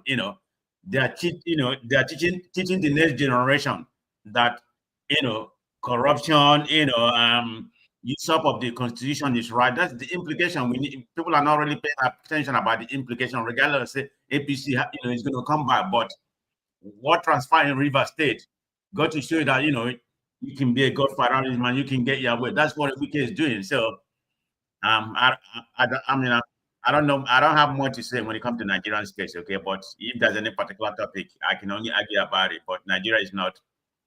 I would consider it. Will I say a falling state? Maybe, maybe not. Close. Thank you. Thank you so much, man of prestige. Yes, Mr. Paul. Yeah, I just think the thing that Tinubu is trying to do and everything, they are trying to work on good arguments to prove their rigging come 2027. What do I mean by that? To be a president in Nigeria, you must win either of these three states. You must take two. You either win Lagos, Rivers, or Lagos, Kanu, or Kanu, Rivers, and everything. So he's doing that thing. Definitely he's going to take Lagos come this time around. You understand? Is rigging strategy. I'm not talking about the voting for the people to vote. Then another thing again, understanding the coalition, the way the Northerners are also happy, the KKK states. So Mr. most Paul, likely... Sorry to cut you in. Do you want to put your money about Lagos? Is it what he got in 2023? We are going to beat him. We are going to beat him. Sir, I said it's rigging strategy for good argument. I don't say winning strategy. Rigging strategy for good argument, not winning strategy. We're closing. We're no longer. Yeah. Then the KKK states, you understand, when you look the KKK state, they already betrayed Buhari. So most likely they are not getting anything from Katsina. The remaining two, Kanu and Kaduna, and everything, you see the love that they're showing in Kaduna.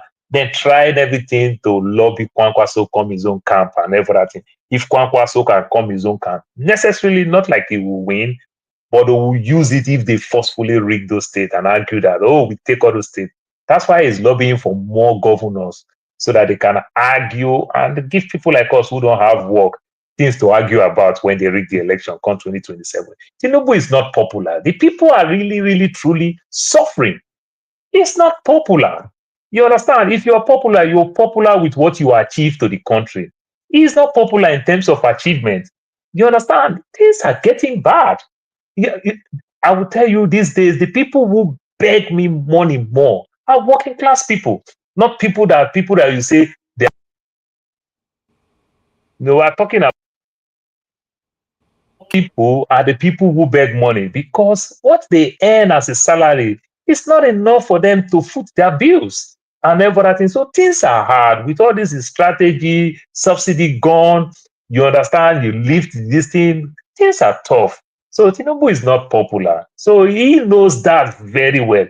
So he's only putting all his rigging strategy down so that he will use his media men to come argue when they rig the election.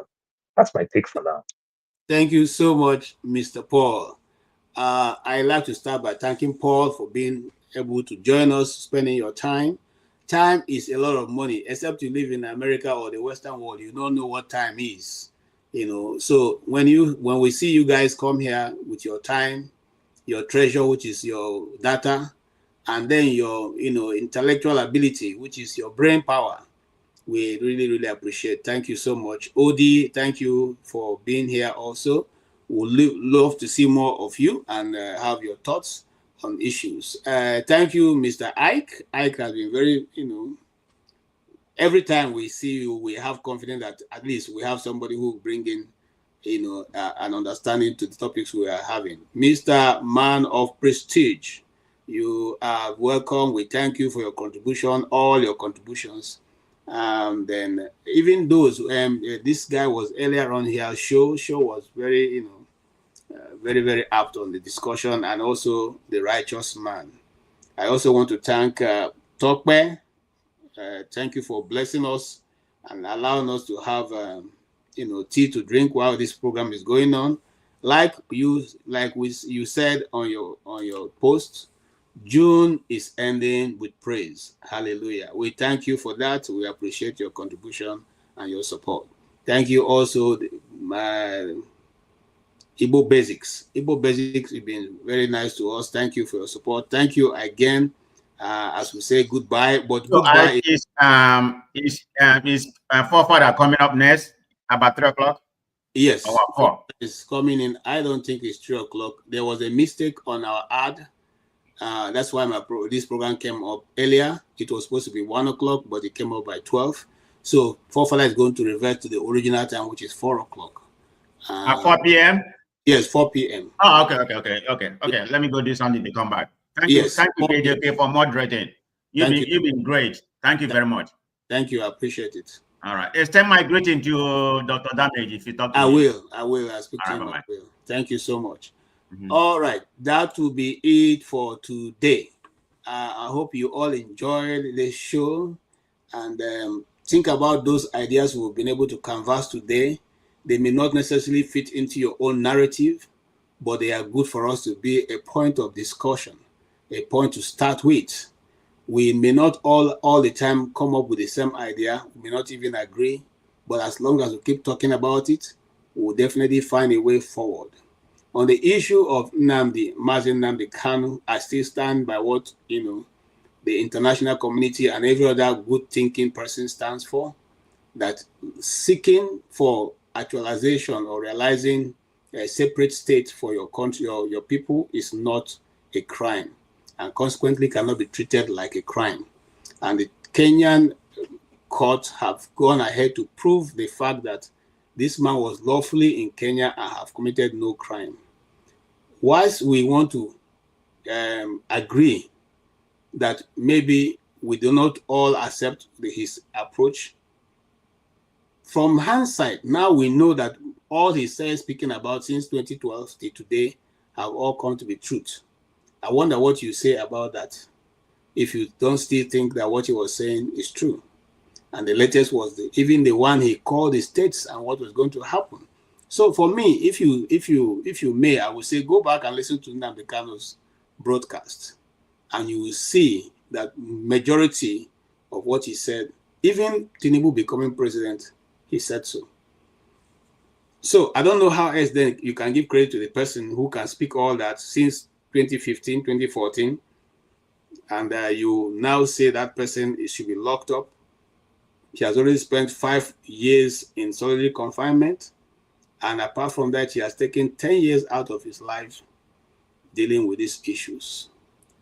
And I think that for the law to be, for it to be applied evenly, Nnamdi Kanu deserves to be set free unconditionally. And that's where I stand. Unconditional release. We cannot be more Catholic than the Pope. So, having said that, I will also go ahead to say we want to also appreciate the US for being able to bring some form of peace in Rwanda and in DRC Congo. Whether I like it or not, may not be the best approach, but for now, that will stop the carnage going on with human life. We may not like the intervention, but that will stop for now. In future, we can renegotiate, but let us find peace first for our people. And then we can go from there to build on what has been found. On the coalition of the members of the opposition parties in Nigeria, it's not the first time it is happening. But I don't know if this will bring the desired result. Because just reassembling a group of thieves in another different formation with different name and uniform doesn't make them necessarily the answer to the question. What makes an answer to the question is when the people decide by themselves, majority of the people decide that it is time for a change. That change will be grand, it will take effect, and it will be holistic. We are looking for a holistic approach to bringing about change in Nigeria that will affect the ordinary people. And what I want to borrow from what Odi said, it is time for us to begin to tell the North that you may think your leaders are political game changers. They are well versed in political maneuvering. What has that maneuvering brought to you as a region? Has it brought development? Has it brought peace? Has it brought, anything that is beyond poverty? The answer is no. And we speak holistically here. not because we are singling the North out to criticize, but we're saying that whatever they've been doing since 1960 to today have not brought any form of development in the North. Consequently, I think it's time for all of us to take a look again at the strategies that are being used to continuously to perpetuate people in poverty. And of course, the high-handedness of the destruction of Peter Obi's brother's house in Lagos leaves much to be desired. I think that any government who wants to show its power should show it by giving good life to its people, not bringing problems, causing more chaos in a state where people are already suffering from all kinds of. Those people who that company that was demolished, those people now have been rendered to have no job because nobody is going to pay you for not going to work. So we should consider some of these things fully before taking an action that will continuously to perpetuate our people in suffering. Having said that, we want to thank all of you who have taken your time to be on this program. We know it is your time and your treasure you are sharing with us, and we want to appreciate that. We are only asking that let us always converge and have a discussion. You may not agree all the time, but we can always continuously to converge. Having that discussion will help us make a headway. I appreciate all of you, and we thank you for joining. Please remember that Forefather will be here by 4 o'clock, and the women's segment will kick off after Forefather's show. So we have much more entertainment ahead of us all. Let us join and bring also that to a good close. There's always something good happening here. On that faithful note, I want to say thank you. Please, if you don't mind, subscribe to this channel. Dr. Damages will need to get up to 100,000 before the end of this month. Let's push it there. Let's take it there. Let's make sure that we are not just, we are putting our money where our mouth is. Thank you so much.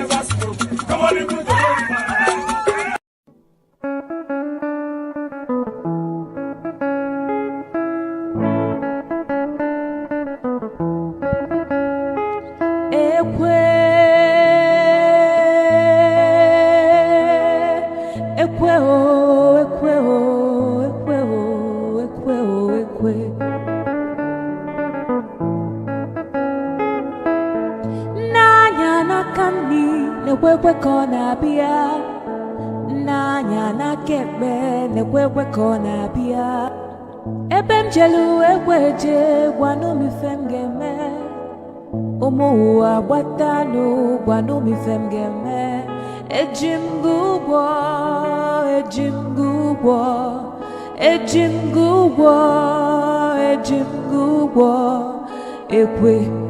ekwe mbadike ekwe mbadike ekwe anokwa